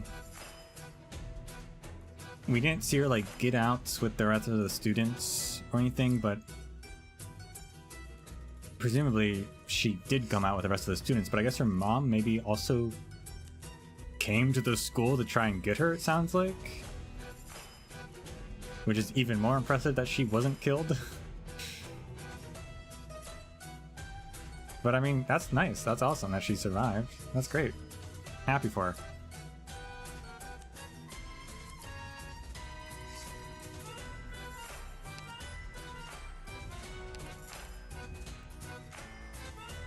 Jet Canister. This weapon was developed for close-range assault in response to the painful experience of trench warfare.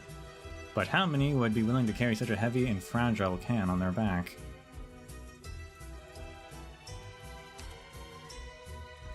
Determined defenders of the delegation that their shields won with the frozen crystals, forming a wall on the snow that few can penetrate. I love seeing these Victorian different soldier outfits. It's really cool. Very interesting helmet design.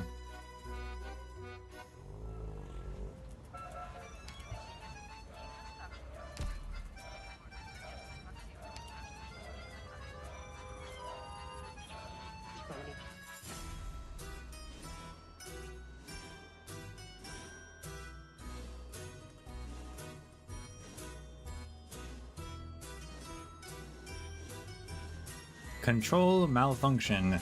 The safety valve has begun to fail. System-wide errors are sometimes caused by the most inconspicuous part. That's a lot of heaters.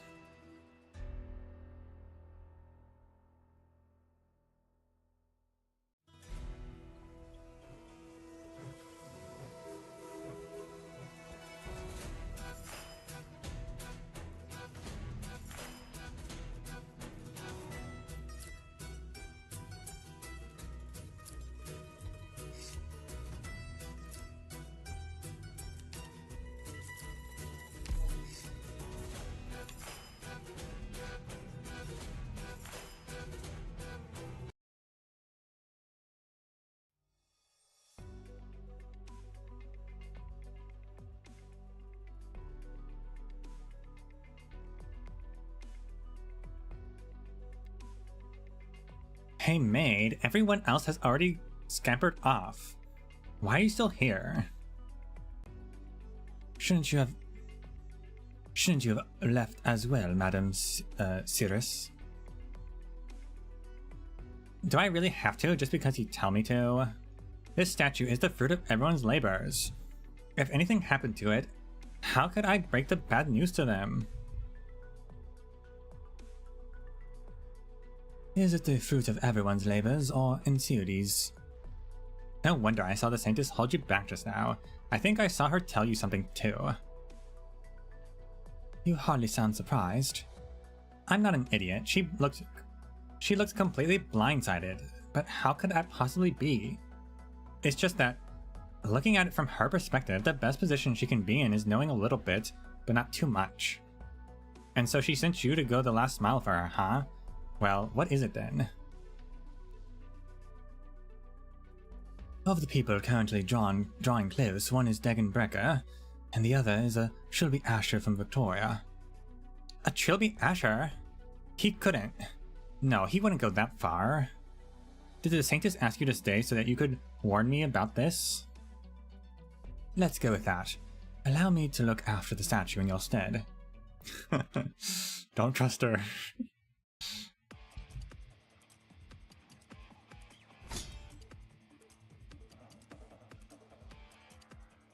This ends here. Ugh. Sure enough, you are the Black Knight. I will not underestimate you.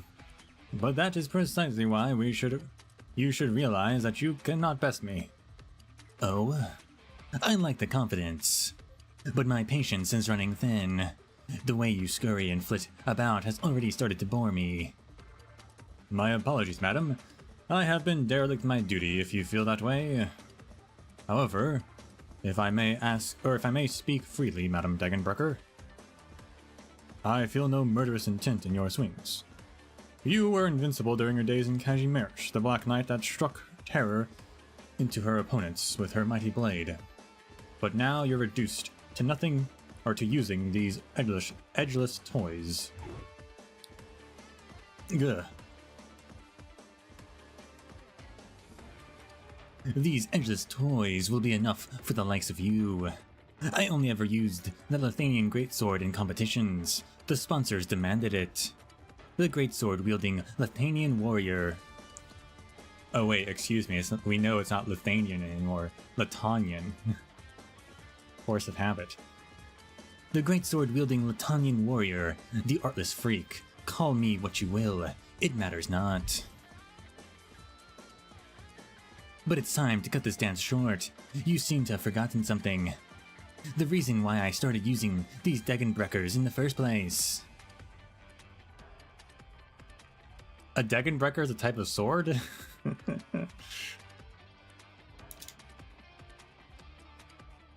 I had no idea. I never really questioned what her name was.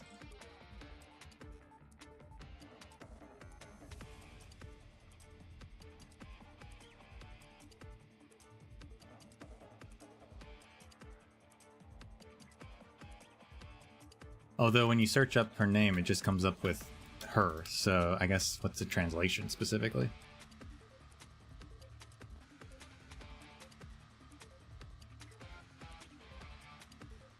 Dagenbrecker.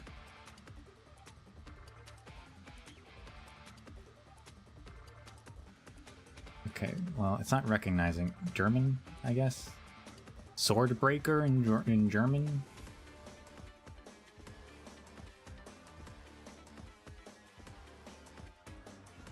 Is Degen sword in German? I had no idea. Yeah, Degen is sword. Huh.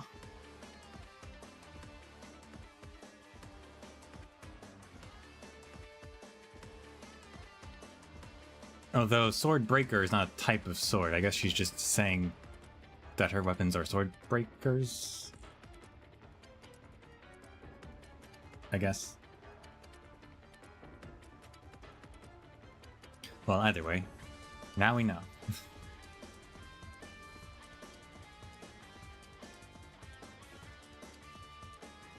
Oh, what?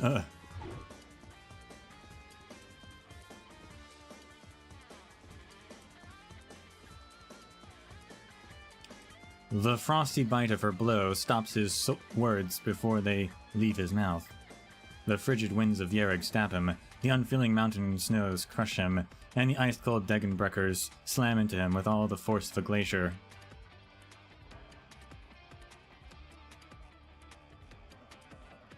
Yeah, I guess her swords are made for breaking other swords? There's no resisting such an attack. Ugh. This is but a warning. There are many who wish to cause trouble for Ensuities, and if I could crush them all... there would be a lot less trouble for me. But unfortunately, there are some people who are much more useful alive than dead. You, for example. I see. I thank you for your mercy, Madam Dagenbrecker. These weapons, I use them for a very simple reason. They have no edge, so it's much easier for me to keep men like you alive. If I were to use a little more force with these blunt weapons, most would become nothing more than mincemeat. That's how it's always been, from the very start. Among all those who step in to fight me, many would be easily crushed. It does not matter if you are a caster of Lytonian or a knight of Kajimersh. In the end, you are the same. Faith, ideals, grit and perseverance, firm determination. They all fall before sheer brute force. It's hilarious. Being broken so easily is its own complication. So what she's saying is that we can use her to brute force levels.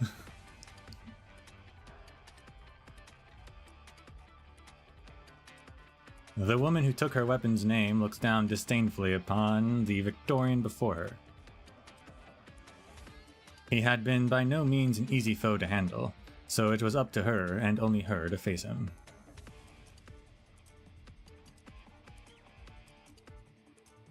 But even so, it was not particularly difficult to defeat him.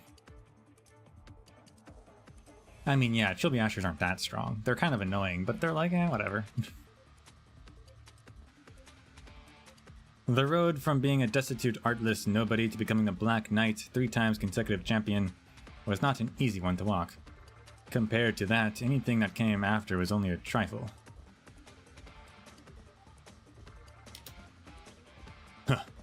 By your standards, as the Black Knight, the natural-born warrior, there can't be many who aren't considered fragile.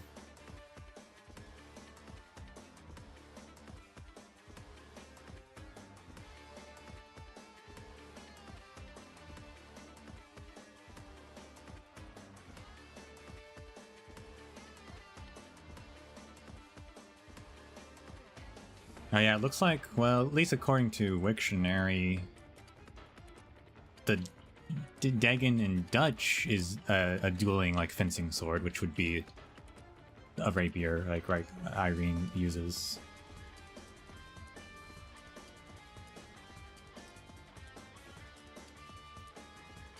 But I guess it could be any sword, technically? I don't know. Because what she has right there is not the, is not that kind of sword. She's got like well, she's got a great sword, I guess, and then she's got 2 other swords. I don't know what kind of swords those are, but... Hardly. If you had been even the slightest bit more serious, I would have had to put in a lot more effort.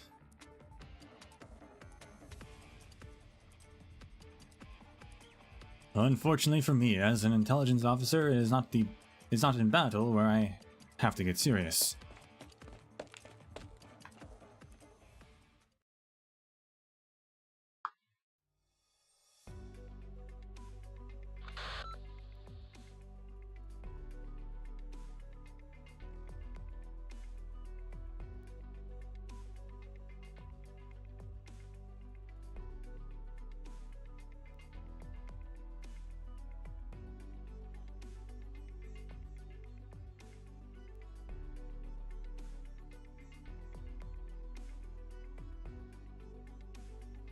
Also, it doesn't look like...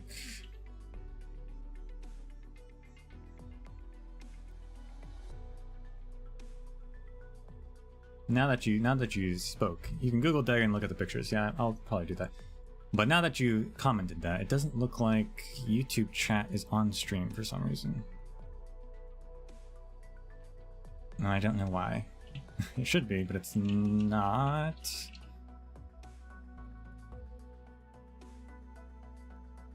I'll have to fix that later.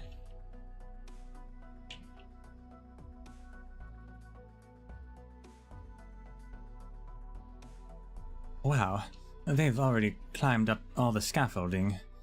These Chilby Ashers are skilled indeed. There's not a person in all of Yareg who would scamper up from the mountains to this island while being hunted by Dragonbacker. Could there be many such people in Victoria? Truly, there are terrors all about these lands.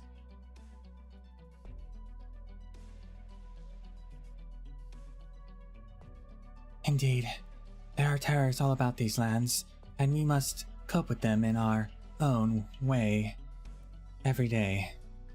I have half a mind to find a replacement for myself as Saintist.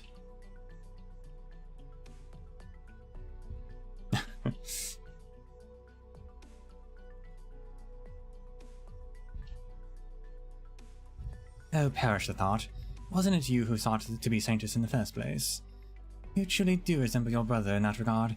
You both love giving yourself things to do. I am nothing like him. Oh, yes, all right. He's very much like you, then. Is that better? Yar.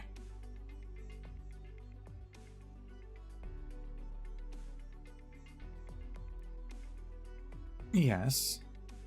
Do you still remember our agreement? Which one? This is no time for jokes, Yar. Yes, of course, I remember. Yaraganda need only watch over her people, nothing more.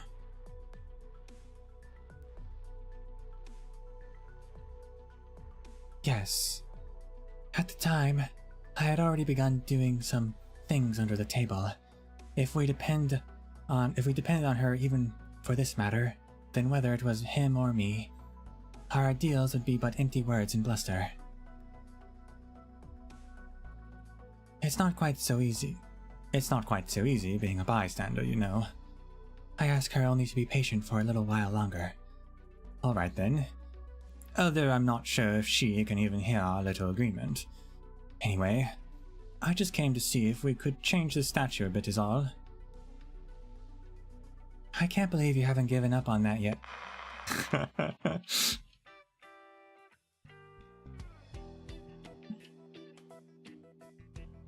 This is one matter that I'm definitely not giving up on.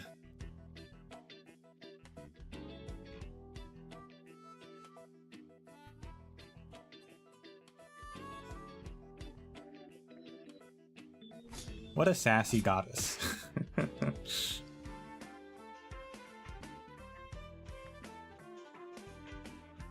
Wow, I think the statue might be a bit slanted after Degenbecker's kick just now. That should be Asher's and half bad either. Him grabbing the statue's finger to adjust the balance of his body sure was a surprise. That there's the real deal. Do you think they could help me out in the face a bit? I was far too naive from the start, thinking that it didn't matter what I looked like on the outside. Made me not really care much about my appearance. After many interactions with others, my aesthetic senses changed alongside the people, and so we ended up with the look I have today. But those drawings in ancient tomes persisted all the while. I should have taken those books away from the Edelweiss clan when they were out in the house.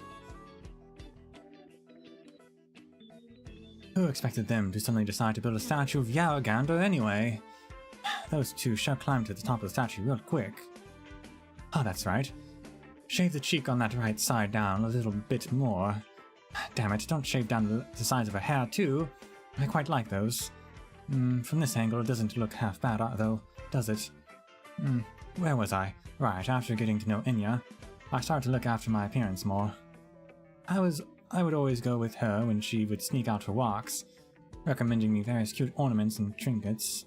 After who knows how long, I started to like those things myself. Maybe we can replace that lock of hair that just got shaved off with a big piece of jewelry. I should write that down somewhere.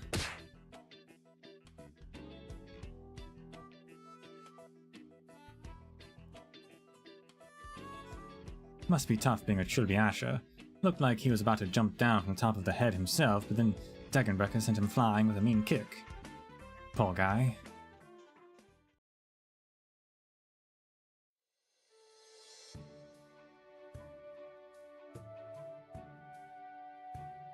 Now that I think about it, those fellows that Degenbrecker fought, I wonder if they felt the same way as this Chulbi Asher. Knowing that you are not truly a match, but with no other option but to struggle for your life, unsure if you'll have the opportunity to get out in one piece. Until finally you realize that there really is just no such opportunity.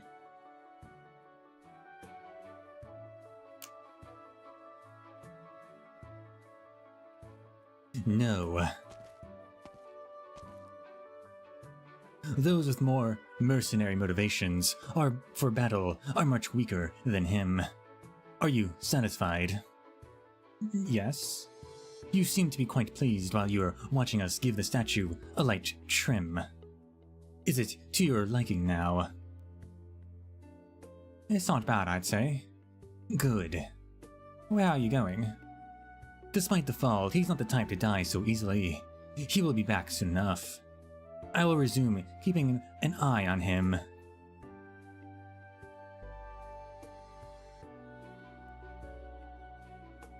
You're certain he won't mess you next time? He was no match for you during that fight earlier, but I fear that if he had truly put his heart into it, he would have proven the victor quite easily. Moreover, there's hardly a guarantee that he's not bait, correct? I will leave that sort of thinking up to Enceodes. Enceodes cannot be here at the moment. Surely you know better than me. Allow me to take the lead. You. Or to be more precise, allow the Saintist. Yar buzzes the communication terminal in her hand. Did you get all that, Saintess? Allow me to take the lead. You did well, Degenbrecher. My pleasure. Will you be coming to the bonfire banquet tonight? I am afraid not. I'm not fond of busy parties. What a shame. What did you have in mind? I would like you to watch over a foreign envoy. I believe diplomacy will prove more effective than force in this case. He might not actually be a foreign envoy. He might very well be. Alright, I'm in your hands, Saintess.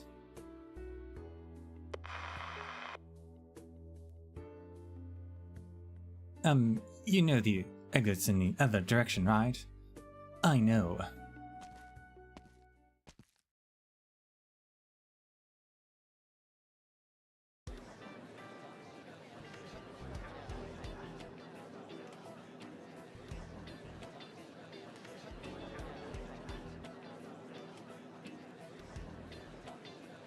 She's so cool. Dagonbreakers are thick and have some sort of way to catch a thin Dagon blade so you can turn them and break the blade.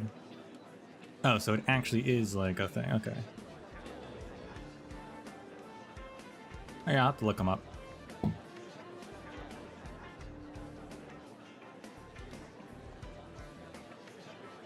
Whoa. He should be able to pull through, right? Alright, stop rubbernecking. Clear the way. Let's think of a way to get him out of here at the hole first. Based on his clothes, he looks like some kind of foreigner. I don't think we can handle the water that cold. There's Harold, it's been a while. Alright, mind if I ask what's going on here? Some poor fellow just flew over here from the island in the middle of the lake, smashed a hole right through the ice. What? Alright, coming through. Make way, excuse me, thank you.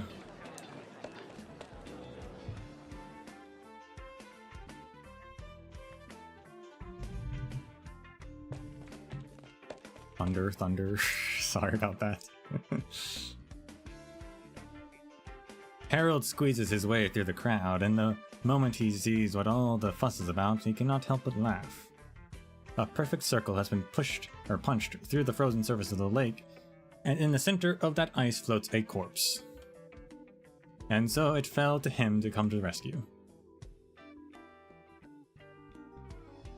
These waters... Bleh. These old bones aren't spry enough to handle that. Excuse me, anyone got some kind of stick or other on hand? He's a friend of mine, and I'm here to get him out of there. Nothing like that over here. Maybe you can head over to the nearby finning village. Ask someone there if you can borrow a finning pole. No need, I've got something that can help.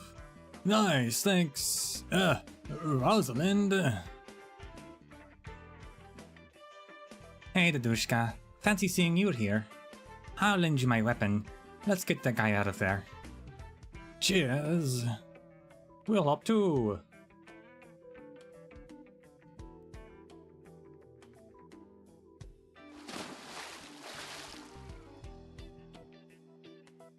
Using Rosalind's weapon, the people work together to dredge the corpse up and out of the hole. Looks like he still hasn't kicked the bucket. I probably shouldn't be saying this, but if he really had died, I would have had a whole lot of beast shite on my hands. Thankfully, the one who did this had the same idea, but they held back a bit. Let's get this fellow somewhere warm for now. Yep.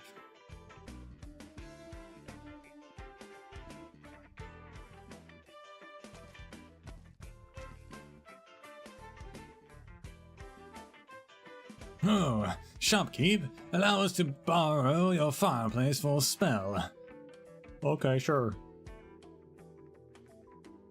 Isn't this John? Shouldn't he be up in the mountain? How'd he get his ass kicked down here? Up the mountain? You've met him before. Yep. I met him up there. And then what? Oh, no, nothing. It'd be a pain to explain. What about you, Dadushka? What are you doing? What are you going to do these next 2 days? Me? Well, I'm just here to clap at that Yeraganda statue unveiling ceremony tomorrow as a Victorian delegate.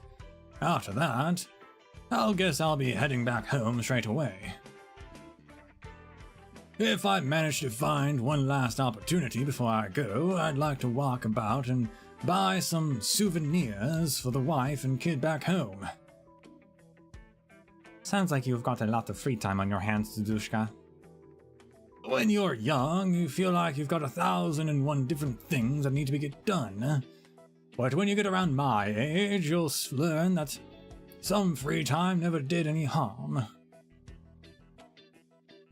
Cough, cough, cough, cough, cough. Ah, the dead arise. Bleh.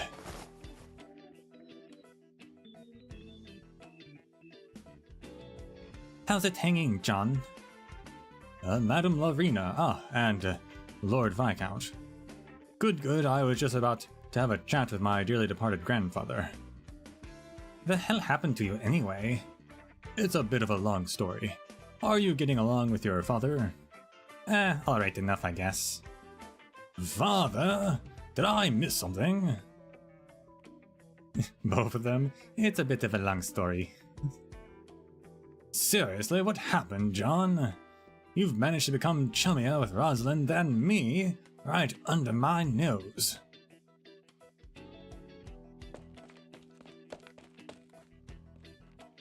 Finally found you. The Saintess!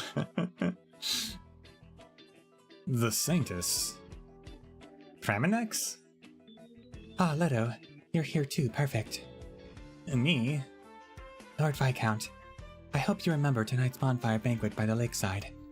The one that will serve as a warm-up before tomorrow's ceremony.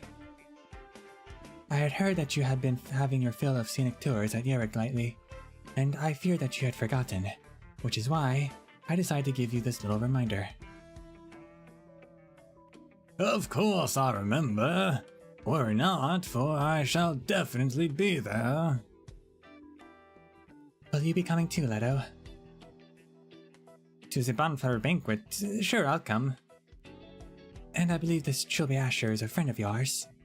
Ah, yes, quite.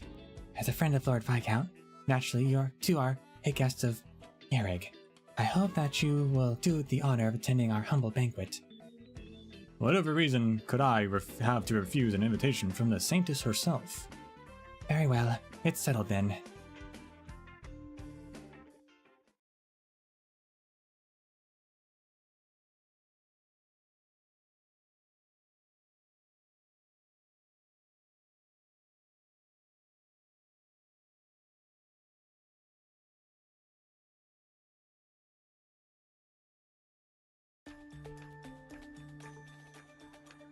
Live up to duty.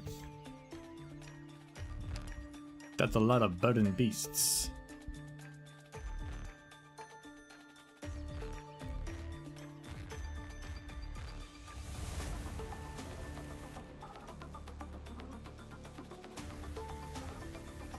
Only 4 flints though.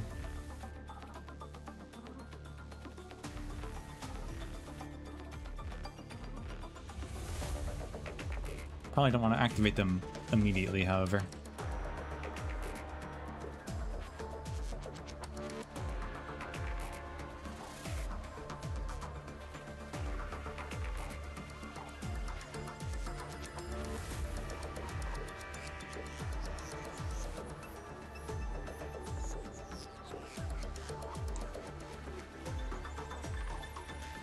Free them, no. Are both chats not working? Or did that one go away before I saw it?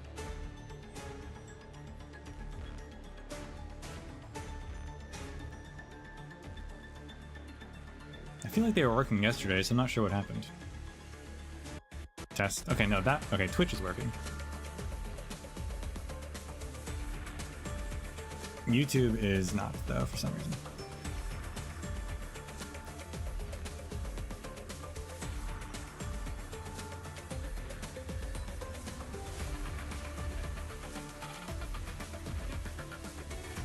If I refresh it. Oh, there it is.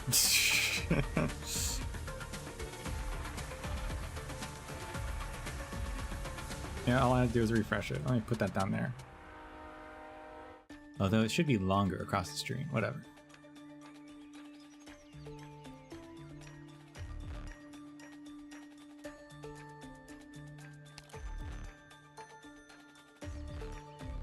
Alright, so this one is going to have the right size. We definitely want someone there. Are your souls in? Can we just use Texas to take it out real quick? Keep you quiet. Is shit tactic quick enough? No. Not at all. Moving to designated location. You failed me, Texas.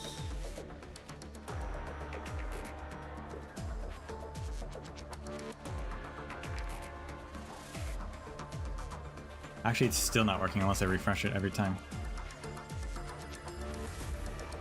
Okay, well, I'll have to figure that out.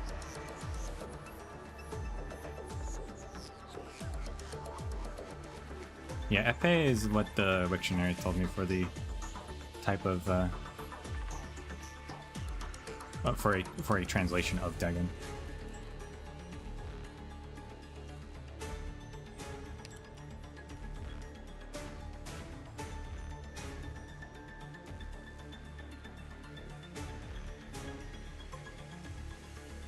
I guess we should use this flint. Oh wait, no, it's gonna be right there. Ah, whatever. That's still fine.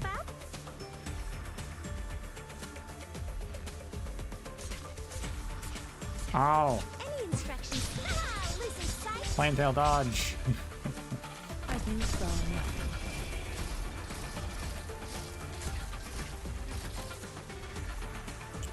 Your minds are mine to protect. Moving to designated location. You're all dead. Feels fresh. It feels bad to lose your target, doesn't it? I just need her to take a hit, block that guy, so we could heal. Where do you wish to go? Clear out the firelight.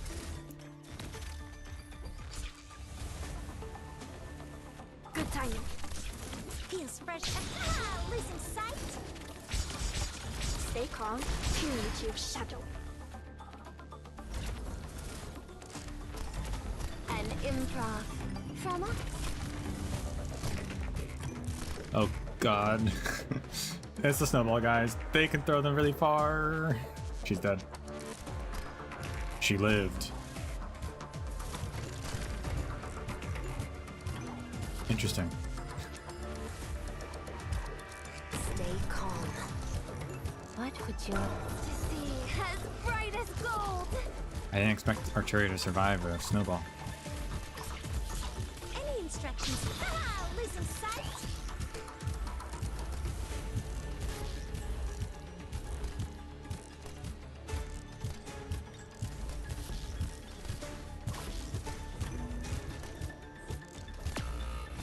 Ow.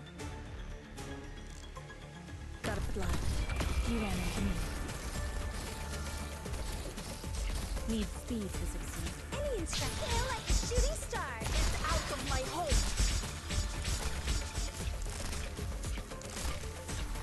Where do you wish to hide? I'm Dublin. Pretty clean Mission accomplished. for the most part.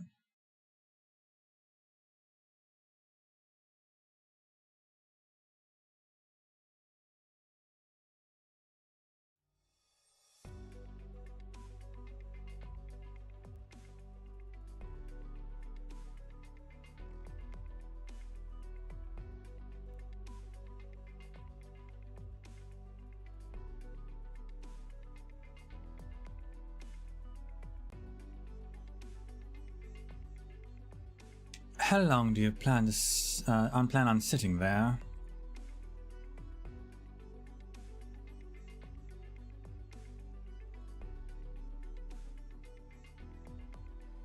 He already knows of this place. He will turn up sooner or later. And what will you do once he turns up? Kill him. Murdering a foreign dignitary is a serious crime, you know. We shall see. Why do you go so far for Yarek's sake? When you're not from Yarek yourself? Is it still considered for Yarek's sake if it's Ensiudi's ambition? Who can deny that up until now, despite him having his own lofty goals, that there is a part of them that is for Yarek's sake?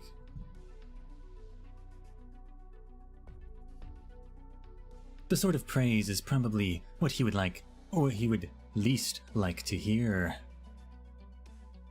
You still haven't answered my question, you know.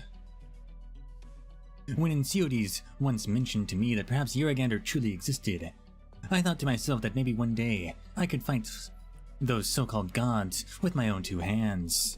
Now I see that was simply wishful thinking. And why's that?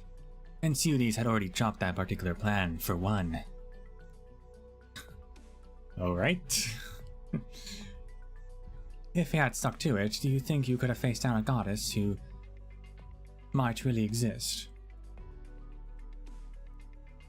Perhaps. Here, I can only find that sort of excitement during avalanches. If I ever had the opportunity, I would definitely give it a try.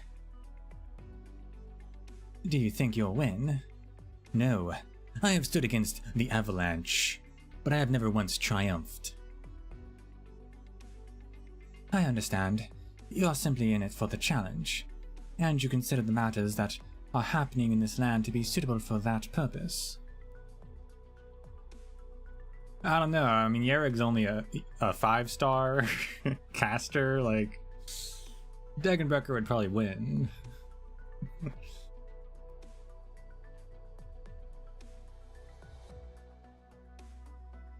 Can you consider that the matters that are...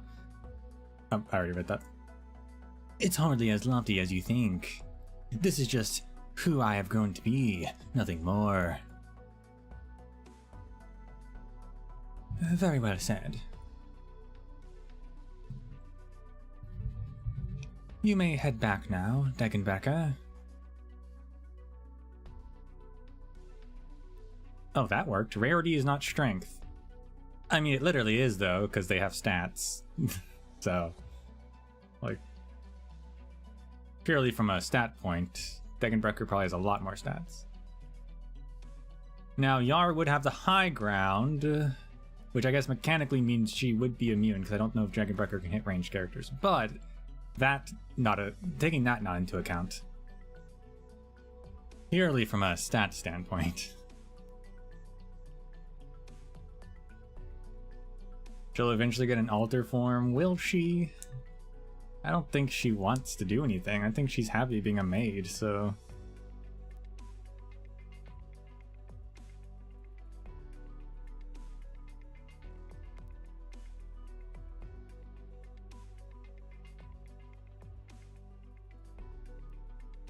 Did I read this part as well? No. You will not find your battlefield here. and if that's what the Saintess wills, then forgive me for being unable to comply. I will decide my own battlefield.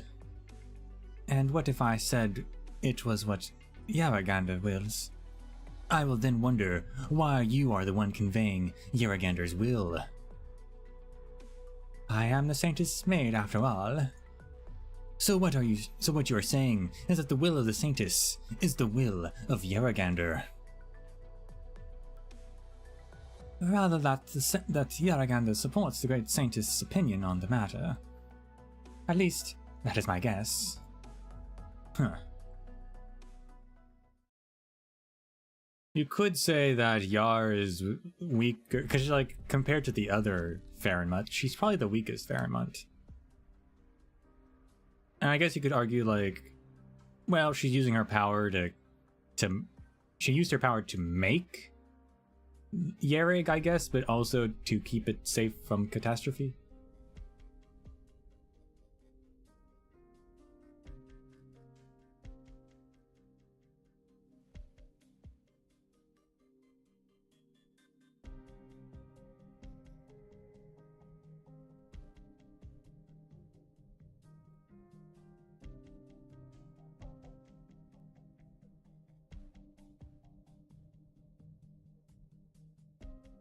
He's the strongest that we know of?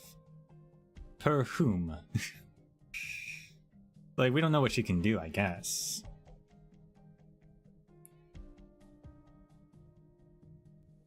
I mean, Sui split themselves, but even the individuals are still pretty strong. Like, Nian can make god weapons, and Dusk can make fake realities and stuff, so...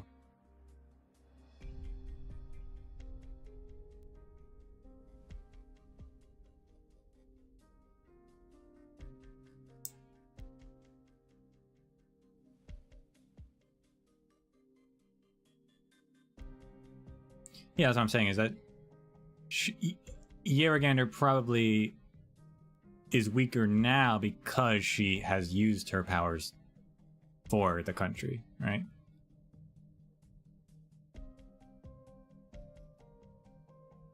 I guess... Yeah, I guess Sui was beaten by people. But also by other Farenmuts. I forget the history over in Yen, but I know there was like a traitor Farenmut or something like that. Unless Sui was that traitor Farenmut. I can't remember. There's so many Farenmuts now. Of course,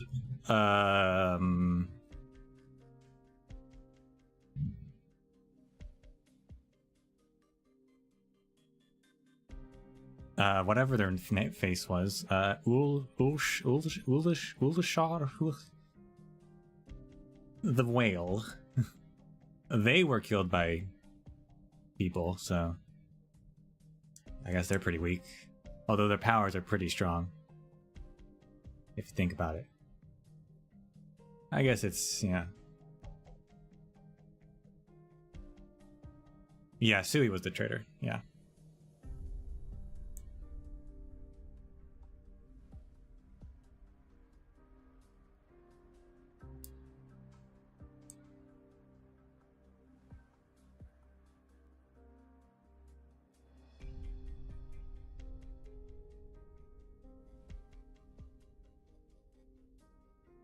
The Black Knight is no fool. Rather than searching all over for me, she will instead be watching over here.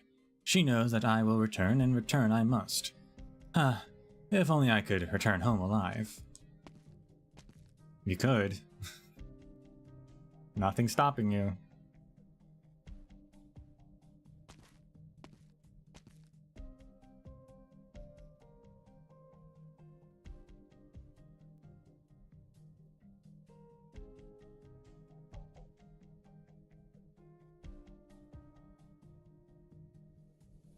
If I had only guessed this place would be the center of my worries. No, how could I have guessed? How could anyone have thought that Ensudes had the brass courage to use an entire nation's faith as a pretense for his own schemes? He truly is someone that the Duke was wise to invest in. And that Saintess, is she really not aware of a single matter going on behind the scenes? Caster will stop him? Like, maybe. I guess so.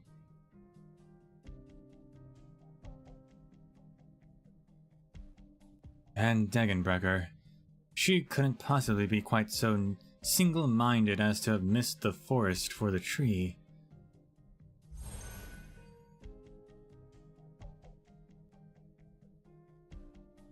This is a rock. Why have you come, traveler from afar?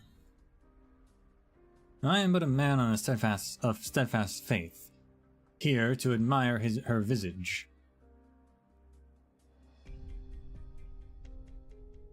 She tries and wishes to rest for today. Come back tomorrow. I had heard that Yeragander welcomes believers from afar. How do you mean to say that this is no longer the case? The pious need not prove themselves, while the insincere need not waste their words. You are not to take a step further today, says she. And if I insist? What?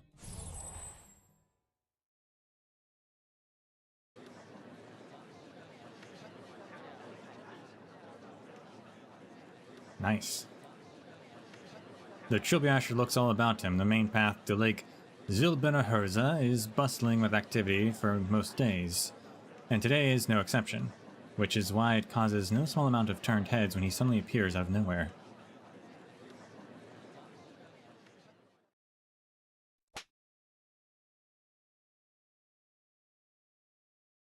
Suddenly he smacked himself in the face. Hard. I'm glad... Okay, that confirms she does have teleport powers, because that was my interpretation from Praminex's archives. Because Praminix, like, just appears at Rhodes Island and, like, talks to the doctor and then disappears again, goes back home, and it's like, she's, like, teleporting somehow, so, yeah, it is Yeragander who helps her do that.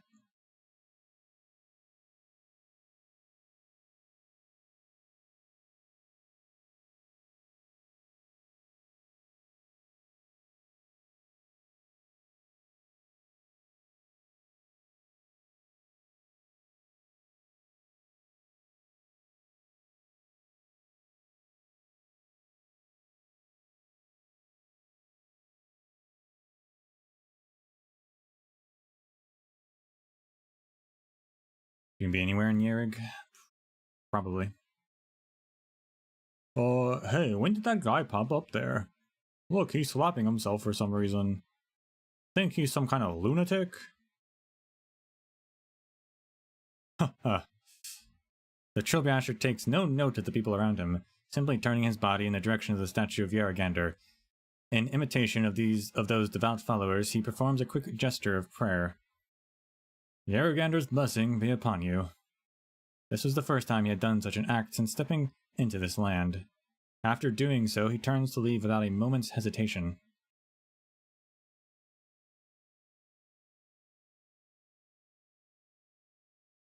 He had not yet noticed that from not too far away there was a pair of eyes watching his every move.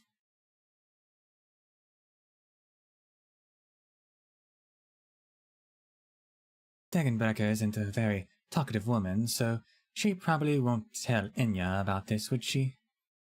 I don't think I went too far either, did I? I've said this before, but staying a spectator is harder than it looks. She sighs once more, then turns, looking every bit like a woman grumbling about the troublesome requests of her younger sister before blending into the throng of people like she was never there.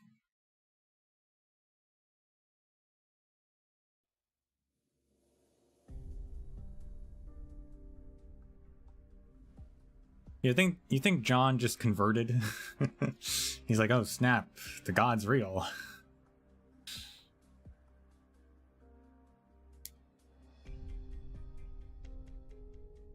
Stop right there. Oh, hello, Captain. Who are you? Well, it's like this, see? There's going to be a banquet held by Lake Silberneherze tonight, right?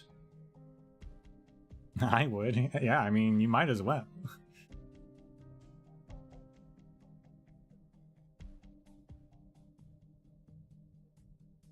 I'm here to deliver the wine. Wine? I had heard the news about that earlier. Come with me. I need to verify this. Alright, sure. Stand over there. Don't move. Pat him down. Alright. Boys, I'm just trying to drop off some drinks. Do we really need to go through the whole song and dance?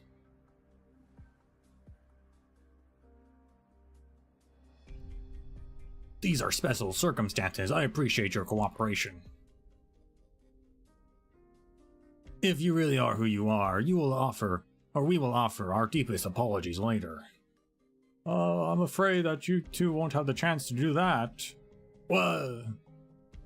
The vintner presses down on the device hanging at his waist, and the security cameras in the room begin to rotate wildly as if possessed.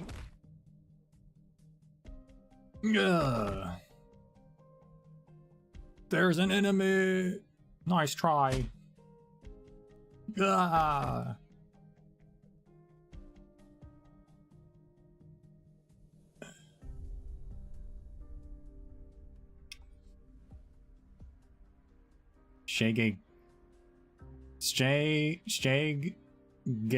Stegeta.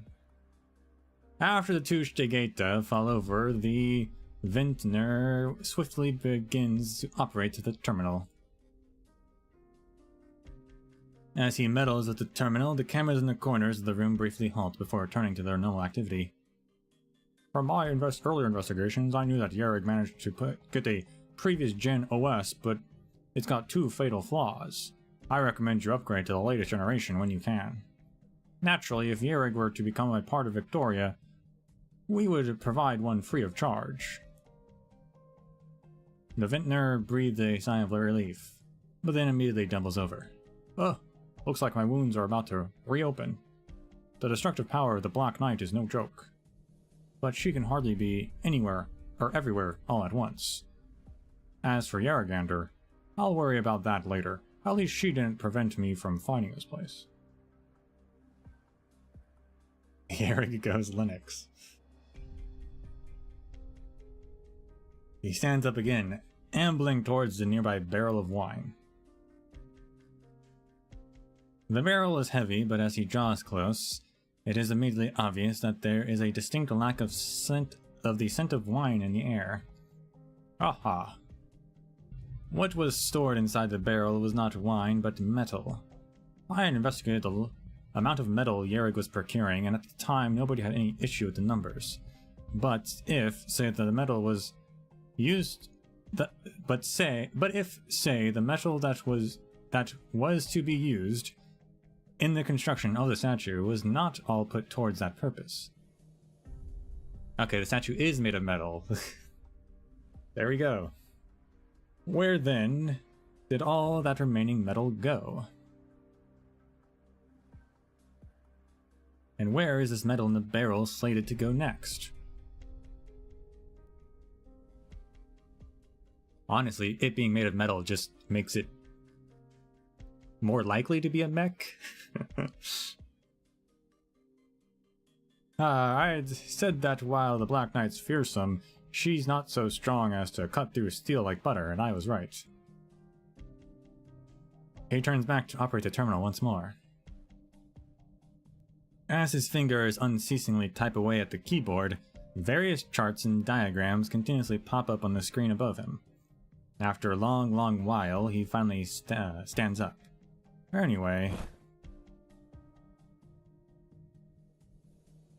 there's still a few hours to go to the banquet. So allow me to give a quick inspection, Insuities. Are you really so much of a fool that you would dare to stand against Victoria?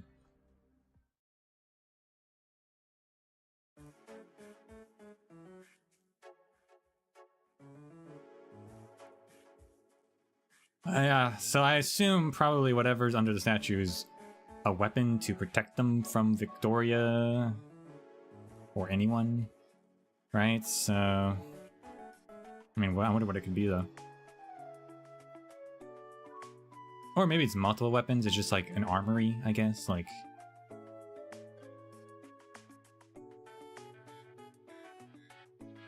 a bunch of tanks or something. Maybe a battleship.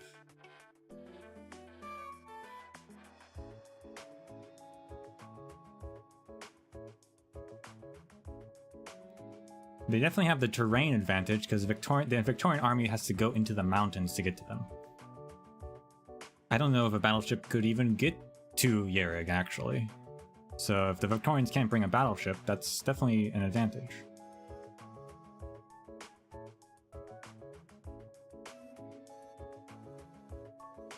So let me get this straight. You saw your father, and then you gave him a kick. Yep, felt real good. I wasn't that angry to begin with, but once I saw that he looked like what I assumed my papa would look like, I had a sudden urge to give him a real big kick. Ha ha, the girl. Speaking of which, I had the pleasure of meeting Patriarch Arcos once when I had just arrived to Yerrig, but I hadn't seen him since. If I had remembered how he had looked, you wouldn't have had to wander around willy-nilly to find him. Hey, are you trying to say that I actually do look a lot like him? Well, now that I think about it more, thanks to that beard of his, even if I had been drinking with him yesterday, I don't think it would have been that easy to notice. No, you look a lot alike, actually. Sorry. I told him already, that bearded look just isn't in these days. What if he shaved it off? Eh. Oh, nothing. Never mind me. Hey, look over there. There's a whole lot of burden beasts. Oh, the villagers from nearby are here too. I'm thinking this will be a mighty fine night. Yeah. There's a burden beast bumping its head against you. Oh, if it isn't my lovely Lily. Oh, that girl ran over the moment she spotted you. Good girl, good girl. Hey, the Dushka, is this the Lily you were talking about? Indeed. She was the first burden beast I met when I arrived in Yerrig, and she has become, I dare say, my dearest friend ever since I arrived. Oh, aren't you a cute little cutie pie? Rough braying. Oh, can I pet her too? But of course, Lily is an affectionate girl. Affectionate humming. Well, I think she likes you. Ah, Rosalind, it seems you really do have that Yerrig blood in you. Oh wow, she's licking me. Do you want to ride her? Can I? It should be alright, right, Leons? Ha ha ha, it's alright, kid. Alright, help me up a bit, Dadushka. Okay, grab my hand, and a 1, a 2, a 3. Excited rumbling. Wow, Lily's really steady. I think I'll go on a stroll with her. Go on ahead now. She sure is a lively little kid now, isn't she? You don't need to remind me, my daughter was the same at her age. Here for you. This is some of our best cheese. Just finished ripening today.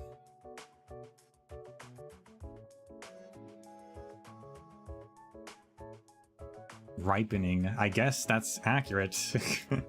Sounds kind of weird with cheese, but I guess that's accurate.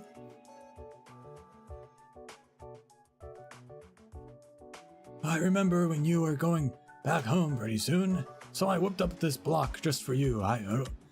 I'd hope I would see you tonight, so I brought it along just in case. I appreciate the gesture, but are you sure it's alright? Doesn't your family need this cheese to sell? Oh, think nothing of it. You've helped my family and our burden beast plenty. I'd say I owe you for medical expenses. So here, consider this cheese your veterinary fee. Alright if you insist. Couldn't ask for a better parting gift if you ask me.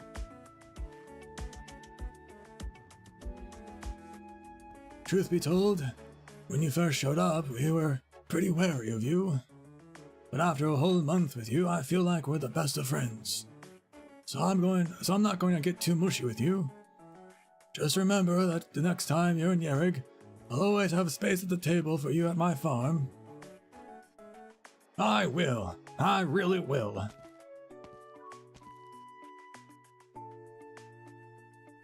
Ah, Leon. Are you acquainted with the Lord Viscount as well? Oh, Saintus. Yes, Harold here has become a right celebrity here in our little village. I see. I hope that you and your burden beast continue to enjoy yourselves. Oh, please, getting to meet the Saintus is plenty of joy for me already. This banquet sure is festive, Holy Saintus. Indeed. Though there will be plenty of pomp and circumstance at the ceremony tomorrow, the populace at large will only be able to watch it via the new cameras. Which is why I arranged for this banquet to allow all of Yerrig to enjoy the holiday cheer. You truly are a great Saintus. May I ask where the Trilby Asher might be? He's a bit of a somber fella. Not a great lover of festivities. Speak of the devil? I would hardly say that, my lord. While it's true that I am not a fan of festive crowds, that has hardly anything to do with my personality. I'm afraid that I was observing Yerrig's magnificent scenery and lost track of time. Do forgive me, Holy Saintus.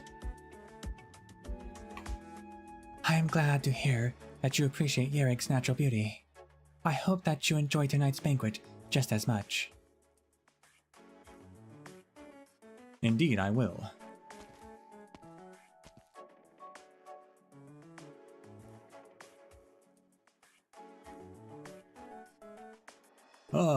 That's right, Harold.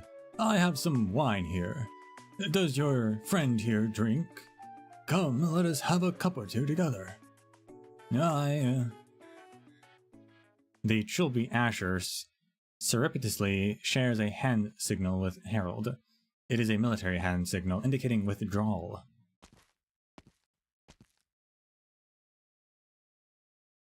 Terribly sorry, Leons. I'm afraid that drink will have to wait.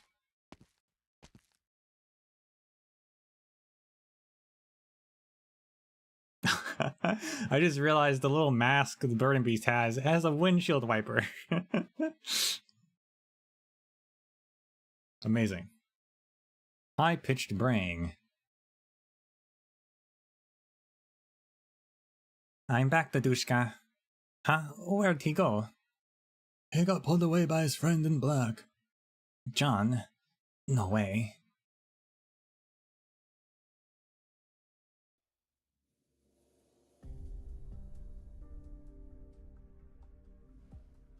I mean, besides the specter of potential invasion, the event is pretty happy, pretty nice. I appreciate having a more goofy event. So.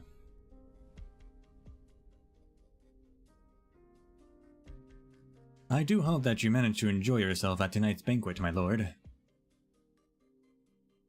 I sure was, up until you called me away. Good, because I do not think you will enjoy... Good, because I do not think you will enjoy the next step. Out with it. There is a secret underneath the Yaragander statue at the heart of Lake Silberneherze. Soldiers really hate the word secret, and Mr. John Smith, isn't it your lot's job to figure out these sort of things rather than ours? Unfortunately, I have no way of solving this particular issue myself. No words I expect to hear out of a Trilby Asher. I have run into a few obstructions.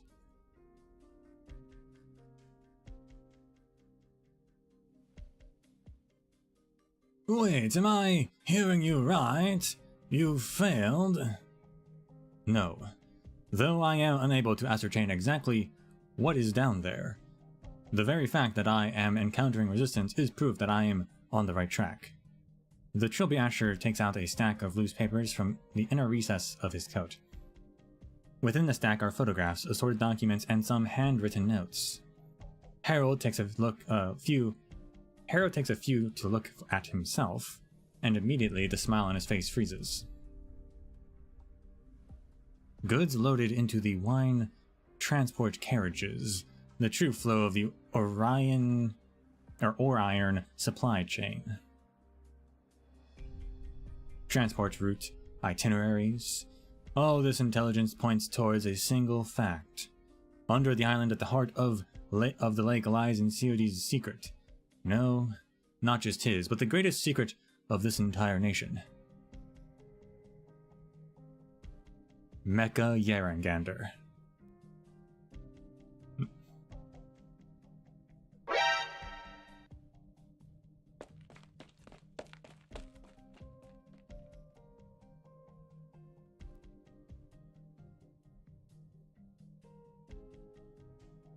She's gone. I know.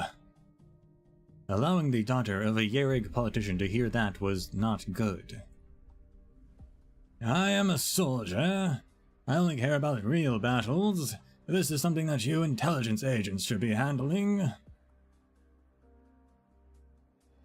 She barely even knows whose daughter she is. What can she possibly do? If this makes her recognize what is brewing in this nation and make her cut her visits early, this is not necessarily a bad thing.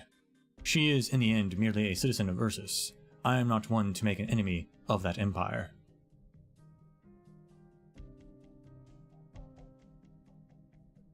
Perhaps I misjudged you during our earlier meetups, my good Trilby Asher.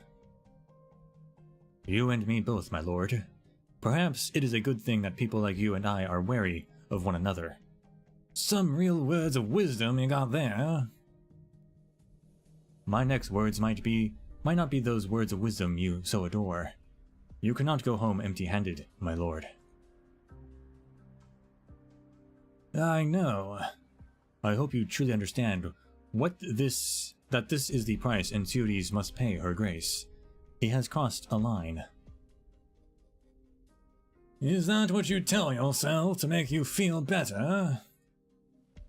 You're far better at that sort of thing than I am. Oh, great hero.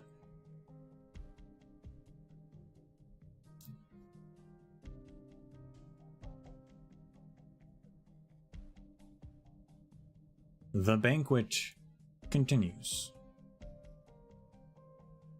People gathered around the bonfire, singing merry tunes and dancing, welcoming the arrival of tomorrow. In their minds, tomorrow will certainly be a bright, jubilant, festive day, one that would compel anyone to break out into ecstatic dance and vibrant song. I'm probably the only one in the room that doesn't feel that way, thought Harold. He suddenly feels a little chilly. The last time he felt such a chill was the very first time he set foot in this land. He felt like what he really needed was a bottle of wine, perhaps a whole barrel. Harold, I've been waiting ages for you. If you were any later, I would have finished an entire bottle myself. Look at me. Do I look like the sort of person to miss out on a fine drink?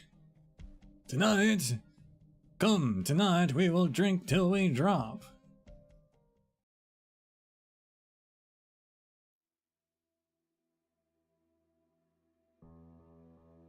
He's forgotten some of the finer details of what he did that night. Perhaps he danced a merry jig from his hometown by the bonfire, or perhaps he grabbed some unlucky fellow to sing some folk songs of Yerig with. Ah, that's right, he seemed to have spent a good amount of time discussing the finer points of Yerig veterinary techniques with a guardrail. How did he get to this point? Alas, nobody knows. At the very least, he remembered the way back to his bed. However, the distance between the banquet and the barracks is no short stroll. First, he had to follow along the lakeside path until it joined at the main street at the center of town. Along the road, he would run into many elderly folk taking a post-meal walk and see children playing atop the ice. From here, he would see the distant statue of Yerigander, and all along the road there were viewing stations were set up just for gazing upon it. There are bustling places filled with people at all times. Some parade towards Yerigander, while others took selfies. There are times when two diametrically opposed ways of life will crash, but most of the times they will coexist in some sort of harmony, such as the way of many things in this land. Continuing on, he passed through the main street, which got busier by the day. He distinctly remembered noticing that some of these stories that were there when he first arrived in Yerigander had changed ownership. Stories? Stores.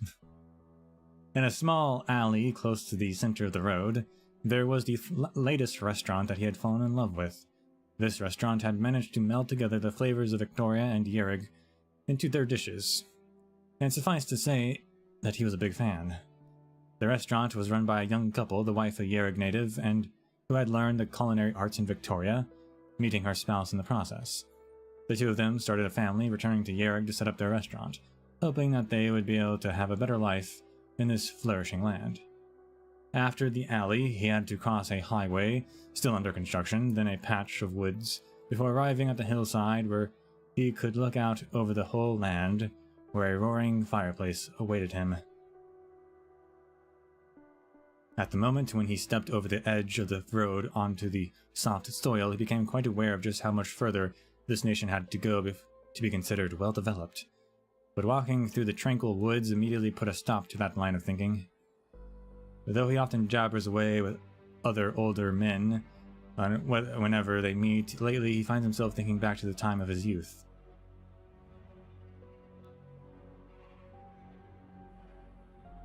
The golden wheat fields rustle in the evening breeze, his younger self running about within as though he were without a care in the world. Yes, without a single care in the world. As he walked across the icy ground, as he found himself cloaked in snowy silence, one thought came to the forefront of his mind. He was no longer young.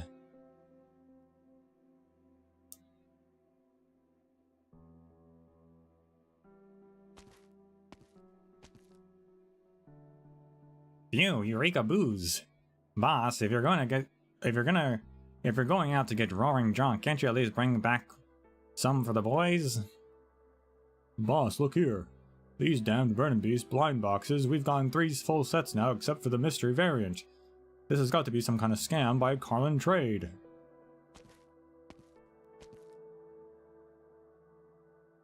He pulls out a remote control from the deepest recesses of his room, constantly flickering through the various slides on a projector. Every single one has information regarding Yerig, possible matching routes, the locations of military bases, the distribution of sentry posts, investigations into the Shaygate. Within a week of him arriving in Yerig, all his intelligence was already neatly organized before him, and yet again and again he forced himself to stop thinking about these matters, to the point that he has managed to memorize most of it. He throws aside the remote control and grabs a collapsible chair close at hand. He throws himself deep into its embrace as he closes his eyes. Rather than look at the maps and military sand tables, he much prefers listening to the subtle sounds of snow falling on branches, making them rustle and creak under its weight. He reminds him of the sound of waves of wheat, rustling under the moonlight breeze. Boss, what's the matter? Don't mind him, he's probably got just drunk off his gourd. Let's get back to what we were talking about just now. I heard that the Latanians want to build a new city, mostly to get foreign trade going. Check out these preferential policies. The calculated returns for investments are unreal. But reality never goes the way he wishes it to. Just like how his father always yelled at him to get out of the wheat field and to continue his training at home. Just like when his pipe stem loses a piece without him knowing. Just like how he lost his leg, or just like how his lost leg would never return. The hubbub of the barracks fade away as his men all look towards him. His men, his lads, his soldiers. Everyone, change to live ammunition, then be on standby. At the break of dawn tomorrow, we begin our operation. Our target is the statue of Yaragander. His voice was somewhat hoarse. The rustling of wheat and of wind has stopped. I was really hoping he would have fallen in love with the country and betrayed Victoria for Yerig, but I guess he's going live ammunition. Sip a hot drink and get some rest. There's still a chance. We'll see.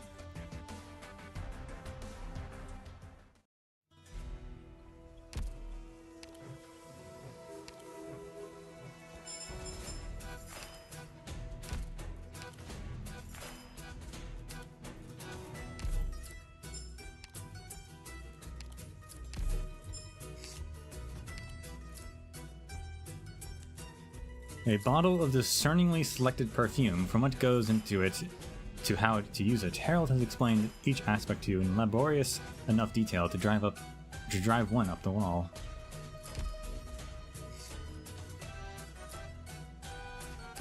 There goes Arknights. Have you been doing well lately, Doctor? Couldn't let us have a good thing, eh?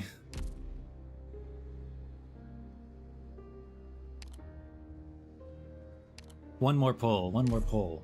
I'll get her this time. Never mind.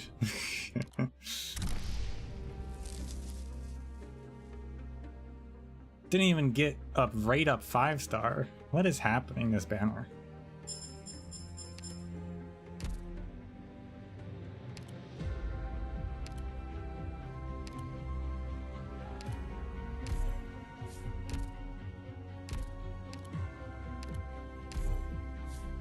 Terrible luck, this banner. I guess I wasted it all on Honkai.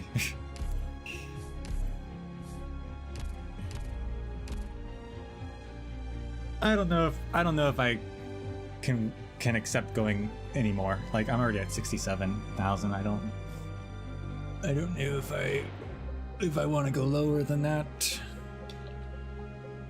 Who's next? I guess that depends on.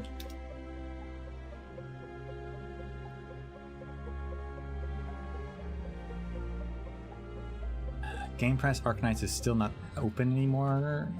I don't know if the wiki tells us that, so I can't check.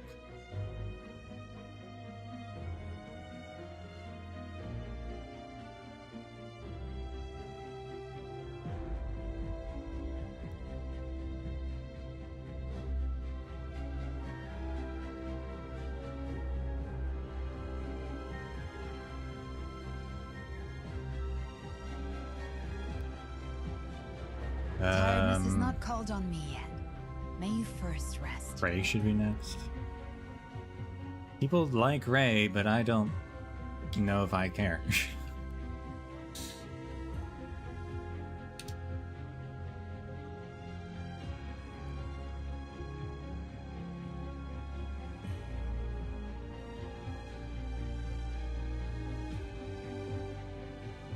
Let's see, does the wiki.gg have an upcoming list?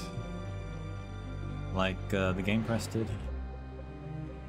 Let's find out.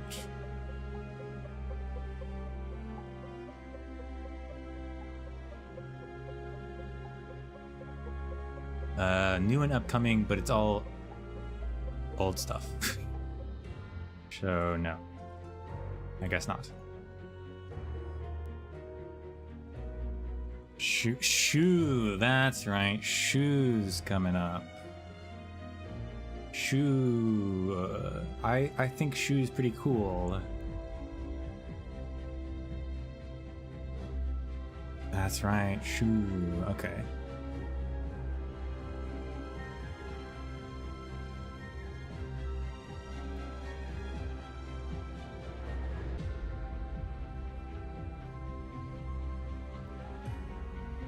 Yeah, so next is...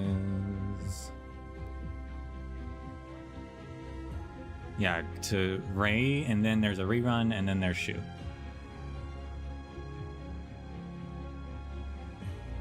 And then after Shu is another rerun, which is good, because, well, Shu's event will be probably early August, so I guess that'd be like mid-August?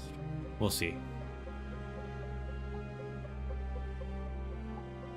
Point being, I'll say it now. I was going to mention it when we're closer, but I'll say it now since it's brought it up. I won't be streaming for a few weeks in September, so hopefully there's not a new event.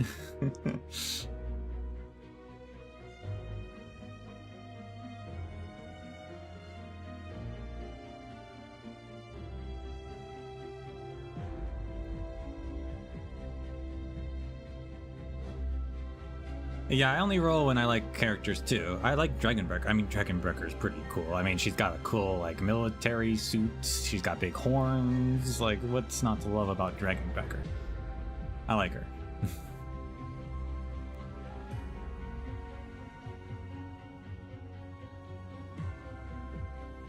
The gacha's not been nice to me for this one, though.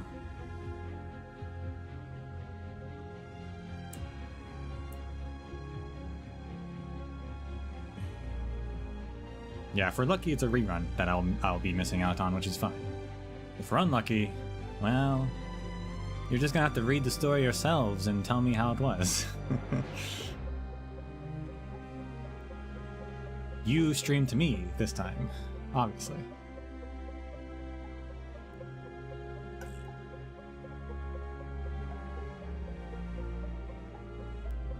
Yeah, so next up is Ray, but I don't really care. But I guess I should say for Shu, because I do like Shu. I like her look. I like that she's a guardian defender. I think that's fun. I like her little abilities. So yeah, I don't think that's it for Dragonbreaker.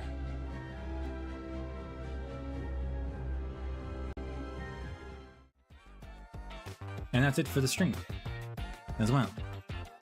We went longer today, but still not long enough to actually beat it. The story has gotten progressively longer.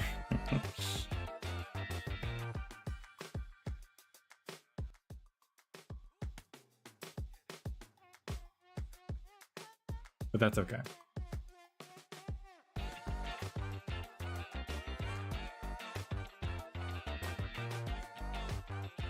We will finish it tomorrow.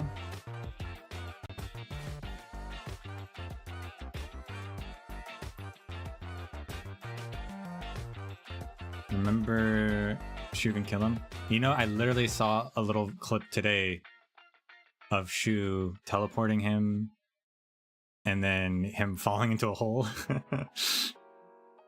Very funny.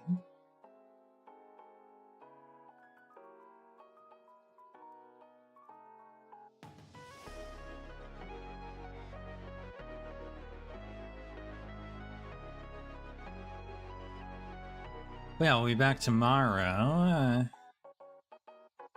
Same time for the new people, because there's a couple new people here. 1730 UTC. Convert that yourself.